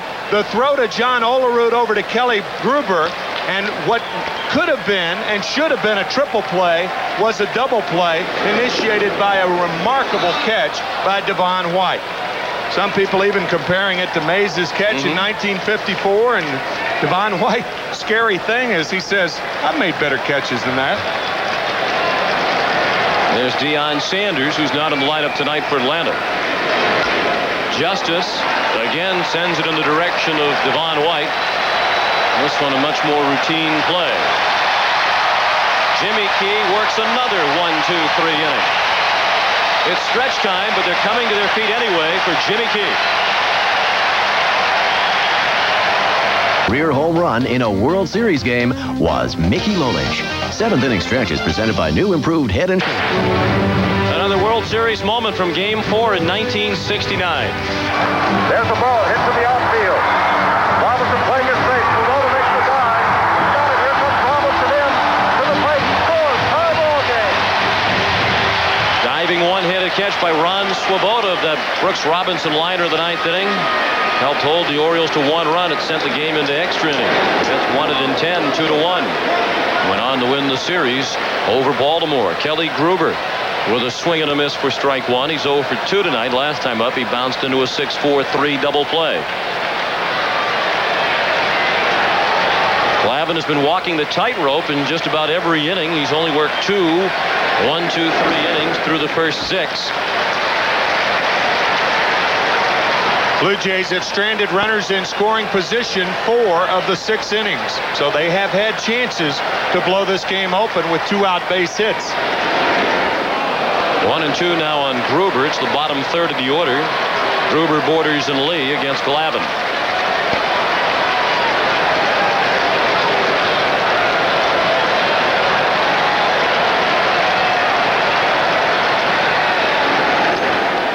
Two and two. Bobby Cox a moment ago managed to chuckle despite the situation.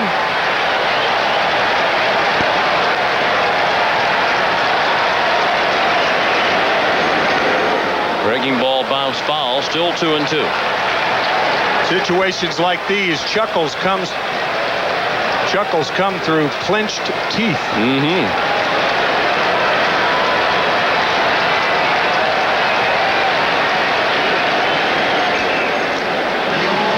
Kelly Gruber with some help last night from an old friend, Willie Upshaw, the former Blue Jay, who is serving as a minor league hitting instructor in the Toronto organization.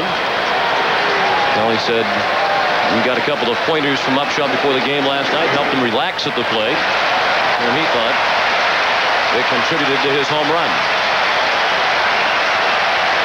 Gruber has battled all the way to a count of 3-2 for Cito Gaston.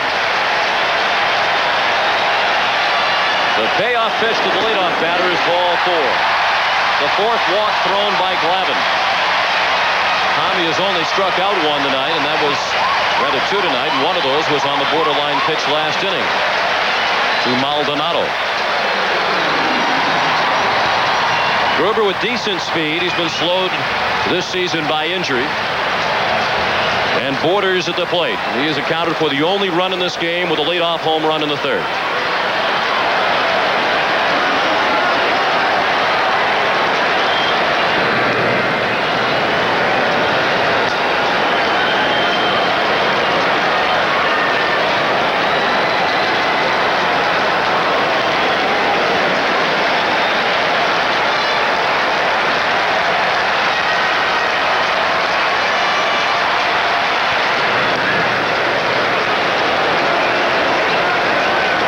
Pete Smith, the right-hander, up again. Mike Stanton, the left-hander, up for the first time in the Atlanta bullpen.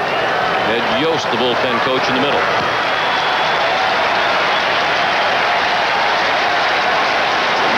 Borders bunts toward first, a foul ball.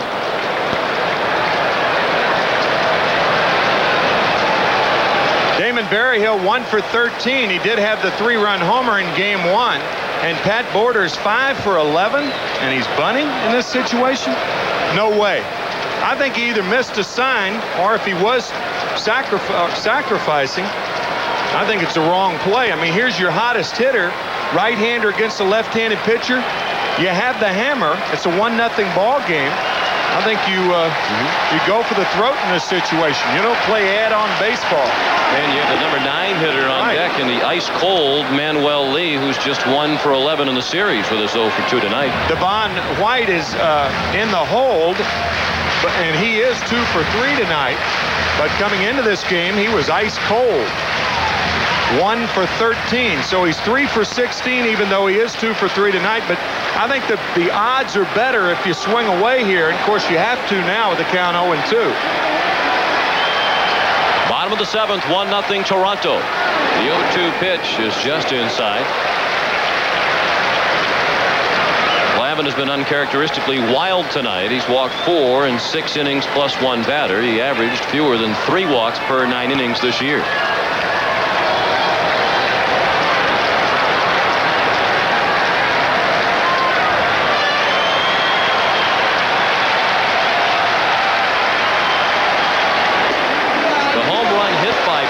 Back in the 3rd was his first in 1992 off a left-handed pitcher. He hit 13 during the regular season, but amazingly, all of them were against right-handers.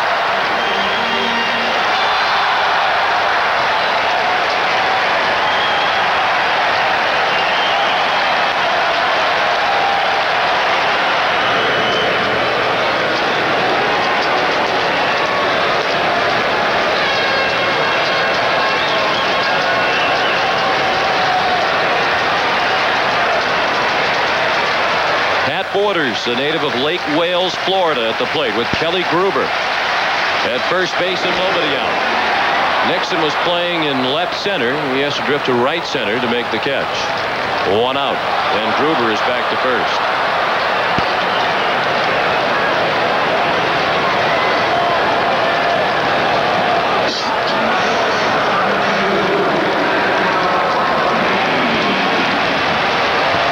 Now Manuel Lee.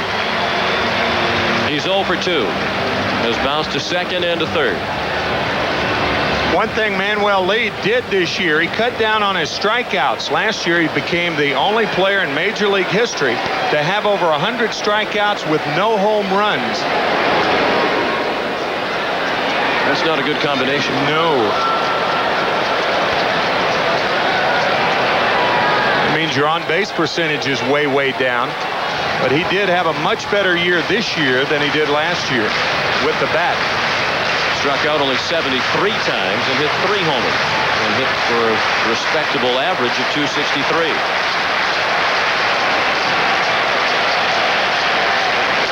Gruber on the move. Lee taps it back to the mound. Glavine has to go to first. Gruber went sliding into second base. Well, now his uniform matches his helmet. Gruber on the hit and run. And all a manager can do for a hitter is try to give him a good pitch to hit. And Manuel Lee doing his imitation of Bruce Lee as he chops down on the high fastball. Really, that's all you can do is pick a pitcher who's always around the plate. Glavine has been like that, but the pitch was a little up. But Manuel Lee, on making the out, does push Gruber to second base. So the Blue Jays have still another great chance to score as Glavine delivers to Devon White. Base hit left field. Gruber's being waved in. Gant with the throw to the plate. It is cut off. Throw to second. They have White in a rundown. The Blue Jays lead 2-0, and White is tagged out to end the inning. Gruber scores a big run on the third hit of the night by Devon White. This ball scooting through to the outfield. And Devon White shrewdly trying to go to second base, making Terry Pendleton cut the ball off. Summary is sponsored by Budweiser. After 7, the Blue Jays lead 2-0 on a home run by Pat Borders in the third and a 2-out single by Devon White in the 7th that brought in Kelly Gruber. Jimmy Key has allowed only 3 hits without issuing a walk through 7. Kelly Gruber still a bit sore. You can see the scrape on his chin as he went sliding head first into home plate with the second run of the night for Toronto. Here is the play by Ron Gant, and what Devon White does, he makes Pendleton cut the ball off. Now you might say, well, Gruber would have been safe at home anyway, but Devon White was making sure by trading an out for a run. Good base running by White. A ball and a strike on Ron Gant. He's fly to right into center. He's the leadoff man in the 8th inning. Brian Hunter and Damon Berryhill scheduled to follow against Key.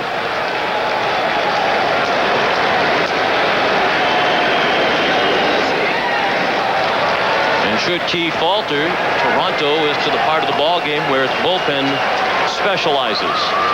Dwayne Ward, ordinarily the setup man for Tom Henke, and he's warming up with David Wells in the bullpen. Gant got a piece of it. 2-2 the count.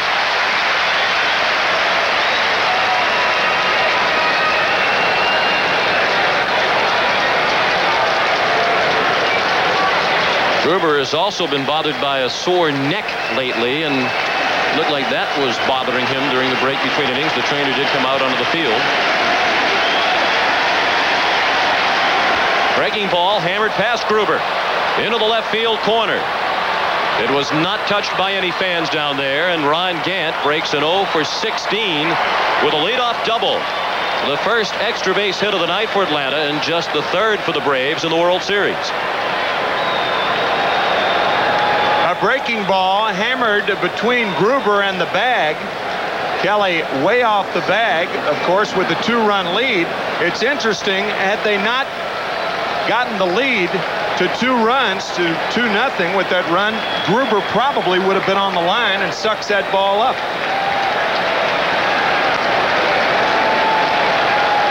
Our report from the field is that Kelly Gruber just had the wind knocked out of him, nothing more than that. He's close to the line now with Hunter at the plate. Hunter drops down a good bunt. Everybody is safe. Gruber was along the line and very deep at third. And Hunter bunted the ball past Jimmy Key so that he had no chance at it. Now the tying run is at first base with nobody out. You have an idea of where Kelly Gruber was. He was deep, as Sean said. Jimmy Key has no play. Gruber has no play. And Brian Hunter catching everybody by surprise. That is a terrific bunt by Hunter.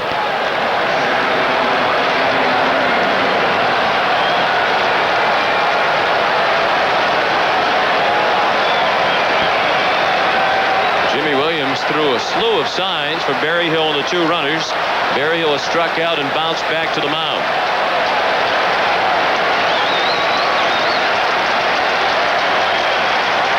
Borders looking into the dugout for help.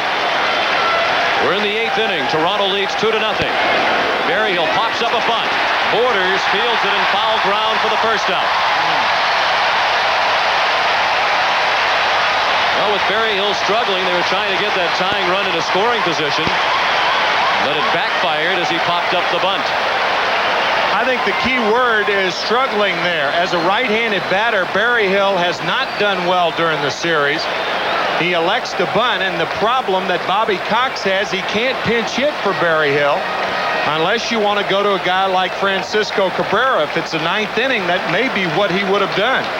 But it's the 8th inning, and they still need defense, but more than that, they need runs. Often, or more often than not, you do not play for a tie on the road. It's hard to tell whether Berryhill was bunting for a base hit or bunting just to push Hunter to second base. Lemke lances it off Key. Charged by Gruber. He throws to first in time to get Lemke. Gant scores from third with the first Atlanta run of the night. It's 2-1, and the tying run is in scoring position now with 2 outs as Brian Hunter moved up to second base. And what a play by Kelly Gruber. Great reactions. Watch the ball hammered off Key's right foot, it appeared. Yep, right off the right arm. Now watch Gruber barehand the ball to make the only play he could to get Lemke by a step. Boy, that is a terrific reaction by Kelly Gruber. As we mentioned last night, Cito Gaston thinks he might be the best defensive third baseman in all of Major League Baseball. He's played well in the field all year despite his season-long hitting problems. This will mark the end of the outing for Jimmy Key. The call has already been sent out for Dwayne Ward. Key, a longtime Blue Jay and one of their most popular players, and already they're on their feet for Jimmy Key as he gets ready to depart. We'll be back in just a moment. On tape moments ago, Jimmy Key departing to a roaring ovation here at the Sky Dome. He's been a member of the Blue Jays since 1984. Bypassed as a starter in the League Championship Series. Given a start here in the World Series when Cito Gaston decided to forego a 3-man rotation. Boy, did he make that look like a smart move. And his favorite big league manager ever, Bobby Cox, now the manager of the Braves. Dwayne Ward in there. He has won the 2 games that the Blue Jays have won in this series. The last 2 games, Ward has been the winning pitcher. Greeted by Otis Nixon. The first pitch, a fastball for a strike, with Nixon up there batting left-handed. And with a tying run at second base, the outfield is very shallow. Going to be very tough for Brian Hunter to score on a ball hit sharply at an outfielder. So if you're the runner at second, you have to cheat somewhere. So you have to get a better lead than you normally would. 2-1 Toronto in the 8th inning. The Braves have scored their first run of the night here in the 8th to knock Jimmy Key out. 1-1 the count on Nixon, who is 2 for 3 tonight. He came into the ball game 1 for 12 in the World Series. Dwayne Ward, a former Atlanta Brave.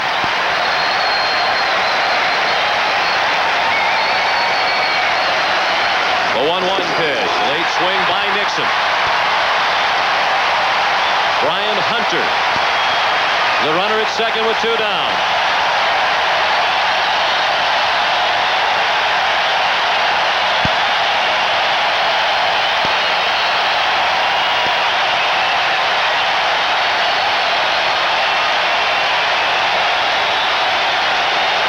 The 1-2 pitch by Ward, fouled away. In winning the last 2 games, Dwayne Ward, the first pitcher since Raleigh Eastwick in 1975 to win consecutive World Series games. Eastwick did it for the Cincinnati Reds against the Red Sox.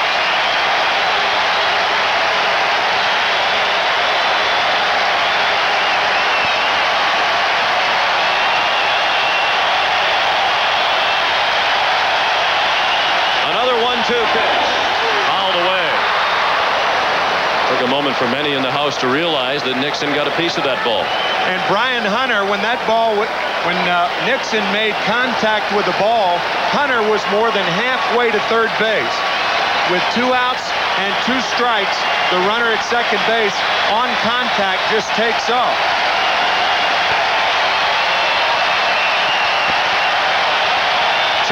Toronto. Top of the 8th inning. That is strike 3, and it gets away from Borders. It's up onto the screen. So Nixon is safe at first on the strikeout, and Brian Hunter is moved to third. A tremendous break for the Atlanta Braves. Nixon struck out. It should have been the end of the inning, but Borders couldn't play it. Well, earlier we went back to 1941 and we saw Mickey Owen of the Brooklyn Dodgers on a pass ball with Hendricks the batter, and that won it for the Yankees that year, and he never lived it down. Here it is 51 years later, and there is a strikeout and a ball that gets by Borders. Looked like a splitter from Ward, and now not only do you have a runner at third, but you have speed at first base in the person of Otis Nixon. It's a strikeout for Ward. He's also charged with a wild pitch.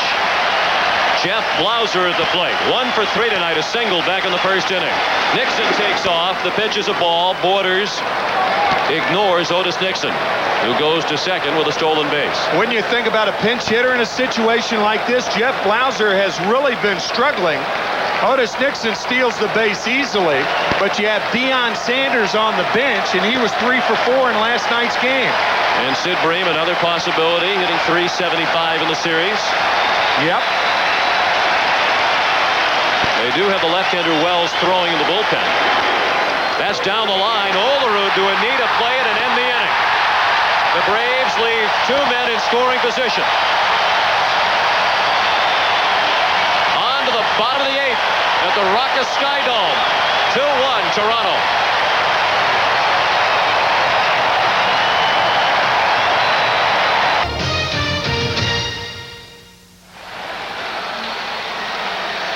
Well, as the Atlanta Braves have lost back-to-back heartbreakers in games 2 and 3, Bobby Cox has come under a lot of criticism and second-guessing, and he's going to have to answer that question you raised after this one, Tim, about the lack of a pinch hitter for Jeff Blauser. Against one of the toughest right-handed pitchers in the American League, Dwayne Ward. Roberto Alomar begins the Toronto 8th. Blue Jays leading 2-1. Alomar, Carter, and Winfield coming up against Glavine, who's gone all the way. You might say that, well, if you send up Sid Bream or Deion Sanders, then you're going to have David Wells in the game. Well, you're going to have a left-handed pitcher in there against whom left-handed hitters have hit .293 against, and you get Ward out of the game. I mean, he's your primary setup guy. I mean, would you trade David Wells for Dwayne Ward? I think any manager would say yes. Especially with Jeff Blauser, 4 for 34 in postseason play. Tell you, I don't see how he could not use a pinch hitter in that situation. Deion Sanders still on the bench. Bream bypassed as well. They would have been the most logical pinch hitting candidates. Alomar threw the bat at the ball. He lifts a lazy fly to right. 1 out in the 8th inning. At the conclusion of tonight's game, Tim and I will select the Chevrolet Most Valuable Player of the game. Chevrolet will donate $1,000 in the player's name to the Special Olympics.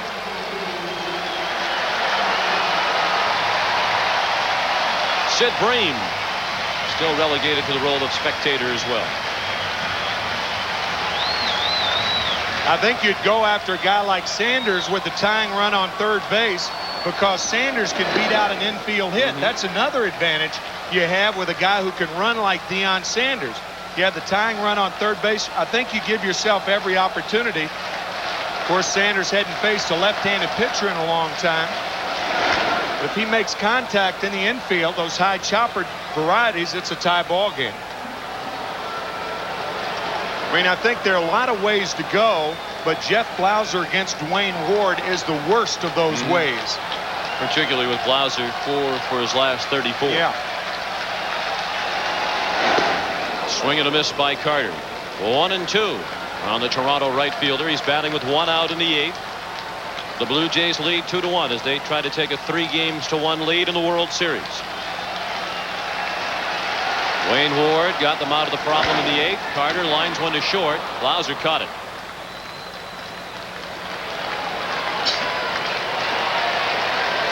The Braves do have the heart of their order coming up in the top of the 9th. Batters 3, 4, and 5. Terry Pendleton, Lonnie Smith, and David Justice. Here's Dave Winfield 0 for 2 with a walk.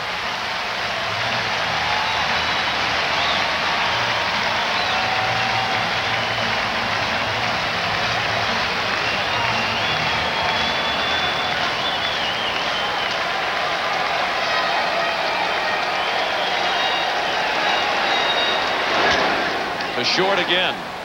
Blauser throws him out.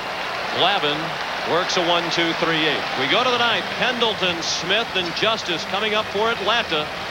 The Blue Jays lead 2-1. Tom Hinkie with 1 save in this series. In postseason play, he's 2-0 with 3 saves.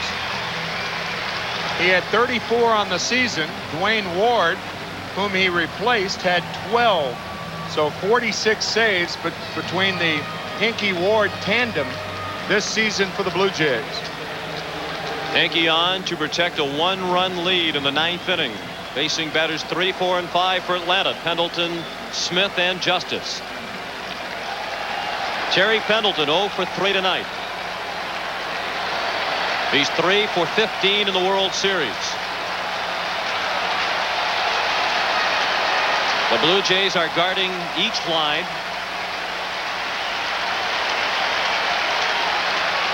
And Hinkie's first pitch is a fork ball for ball 1.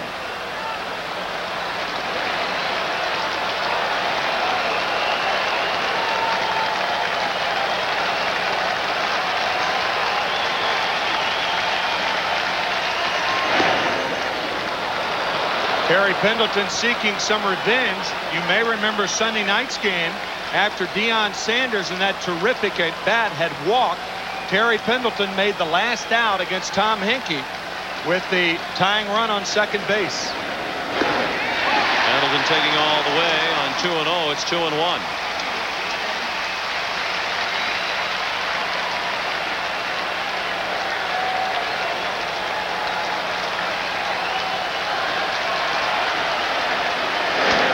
Fastball fouled out of play. Now it's 2-2. In winning games 2 and 3, the Blue Jays made World Series history. It was the first time in World Series play that a team has come back to win 2 consecutive games in which they trailed in the 8th inning or later.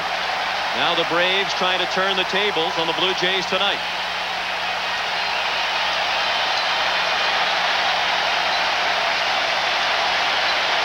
The 2-2 pitch. He struck him out.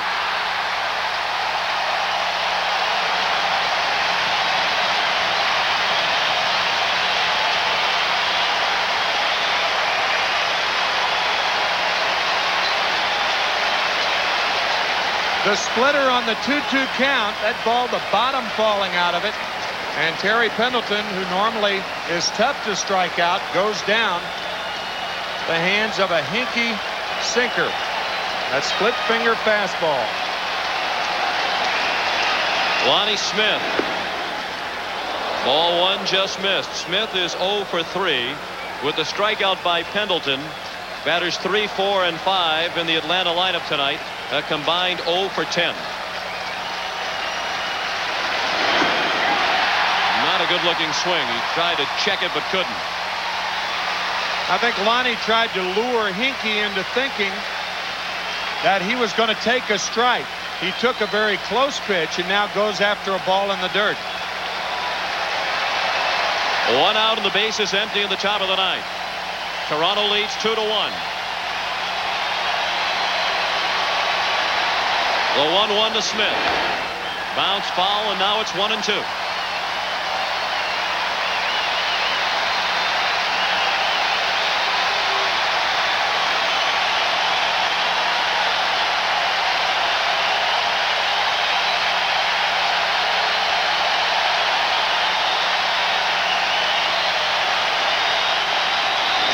The 1-2 pitch. Bounce back to the mound. Hinkie stumbled a bit, but threw him out.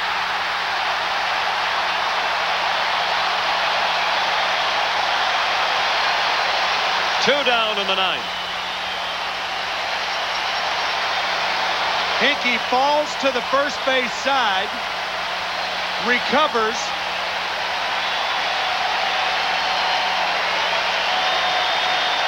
and throws out Smith. And the slide did not help to speed Lonnie Smith up on his trip toward first base. The Braves down to their final out in Game 4. David Justice is 0 for 3. Ball 1, low and away. They do have the shift on this time for Justice. And the outfield very, very deep to protect against the double. Joe Carter in right field near the track. Justice with a high fly ball, not very deep. Maldonado is there. The Blue Jays win, and they lead the World Series 3-1.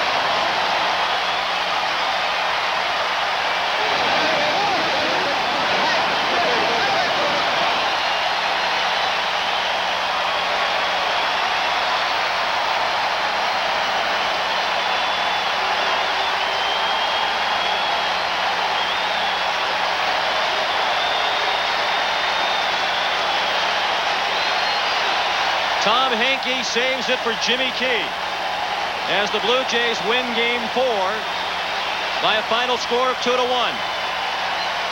We'll be back to Sky Dome with Pat O'Brien and Jim Kaat in just a moment.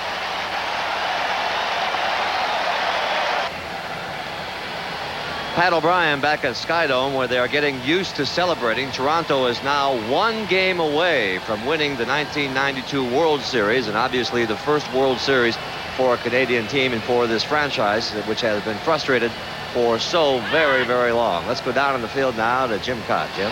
All right, thanks a lot, Pat. A couple of heroes in tonight's game, and one will join us later, Jimmy Key, the winning pitcher. But Pat Borders, a phenomenal offseason hitting, or rather postseason, and also an outstanding job of catching. First, let's talk hitting. You look like your swing is a little shorter and more compact, is it?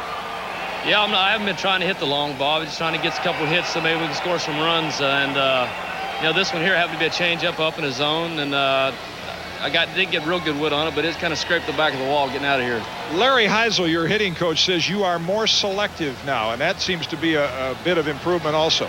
I think that's due to I'm just trying to hit the ball instead of trying to hit home runs and do a little power hitting. I'm just trying to hit the ball up the middle and stay on it, and it's give me a better look at the ball. Talk about Jimmy Key's performance after not pitching much or at all really in postseason as a starter. He was sharp as if he'd been out there every 4 or 5 days. Well, the last 5-6 starts he's had, he's thrown the ball real well. He's had great control, and today he had that same great control. He threw one game in Oakland, at Oakland, during the playoffs there, and he threw the ball with great control there. When he's got his control, he's a real tough pitcher. He's similar to Lavin. All right, let's talk about your big moment, and we're going to get a look at it right here, the home run. You said this was a changeup? Yeah, it was a changeup in the middle of the plate. I didn't know if I got enough of it, but like I said, it scraped the back of the wall. All right, Pat, congratulations on a great night. Another one of tonight's heroes, Devon White, not only tonight, but last night. And Devon, first of all, the feeling after getting the RBI that knocked in run number 2. Well, it's a great feeling. You know, we needed that insurance run, and it proved to be a good one. Last night, I think your play turned the series around, that catch, and yet you said that might not have been one of your best catches. Well, you know, in the World Series, it's got to be my best catch, but I've been making plays like that throughout my career, but that one is just pretty much magnifying. Well, it's a special one. It helped the Blue Jays. Let's go back to Pat O'Brien. Is noted that another catcher is the hero of this ball game, and aptly named with Canada and the United States, Pat Borders. We'll be back in a moment from Skydome. The celebration continues. Those of you who keep track of these things, and we know a lot of you do, this was the fastest game in World Series history in the last 7 years. 2 hours and 21 minutes, and at that rate, maybe even Sean O'Brien saw the game tonight. The Blue Jays win 2-1. The Chevrolet player of the game is Jimmy Key of the Toronto Blue Jays. Chevrolet will donate $1,000 in his behalf, American, to the Special Olympics. Let's go down to Kitty Cott. All right, Pat, the 2 quick-working lefties. In fact, the pitching in this series has been fantastic. Steve Avery and Tom Glavine, remarkable pitching in a losing effort. Why? Because of Guzman last night, and tonight Jimmy Key. And coming off 16 days of rest and having that kind of control, how did you stay sharp with all that rest? Well, I just tried when I was through on the side during the playoffs and during this World Series. I tried to really be focused in what I was doing, and because I knew I possibly would get a chance, and I wanted to be on my best, and it paid off tonight. I had the ball where I wanted to after the first inning. I got very fortunate in the first inning. I felt they hit a couple balls hard. We caught them, and then after that, I started getting the balls in the zones I wanted them, and when I do that, I usually pitch very well, and things rolled around pretty smoothly for me. Great reception coming off here from this crowd. You've been a favorite here a long time. That feeling walking off the mound. It's probably the best feeling I've ever had here. You know, I pitched in the All-Star game here last year, but to pitch like this in a World Series in front of the home crowd, it's been a great career for me here, and we'll see if I'm back next year, but I really enjoyed tonight. I had a lot of fun with it. Jimmy Key, tonight's winning pitcher. Let's go back to Pat O'Brien. All right, Kitty, and speaking of pitchers, of course, it's not over until it's over, the old cliche, but the Braves must now beat Jack Morris, David Cone, and Juan Guzman to win this thing. We'll be back in a moment. Stay with us.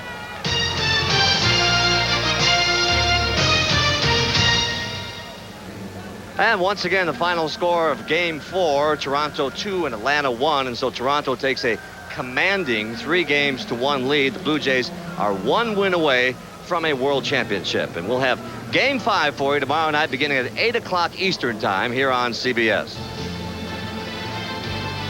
CBS Sports coverage of Game 4 of the 1992 World Series is brought to you by Sprint, not just another phone company. A River Runs Through It, a new film from Columbia Pictures. And by Mr. Goodwrench, the GM expert at participating GM dealerships.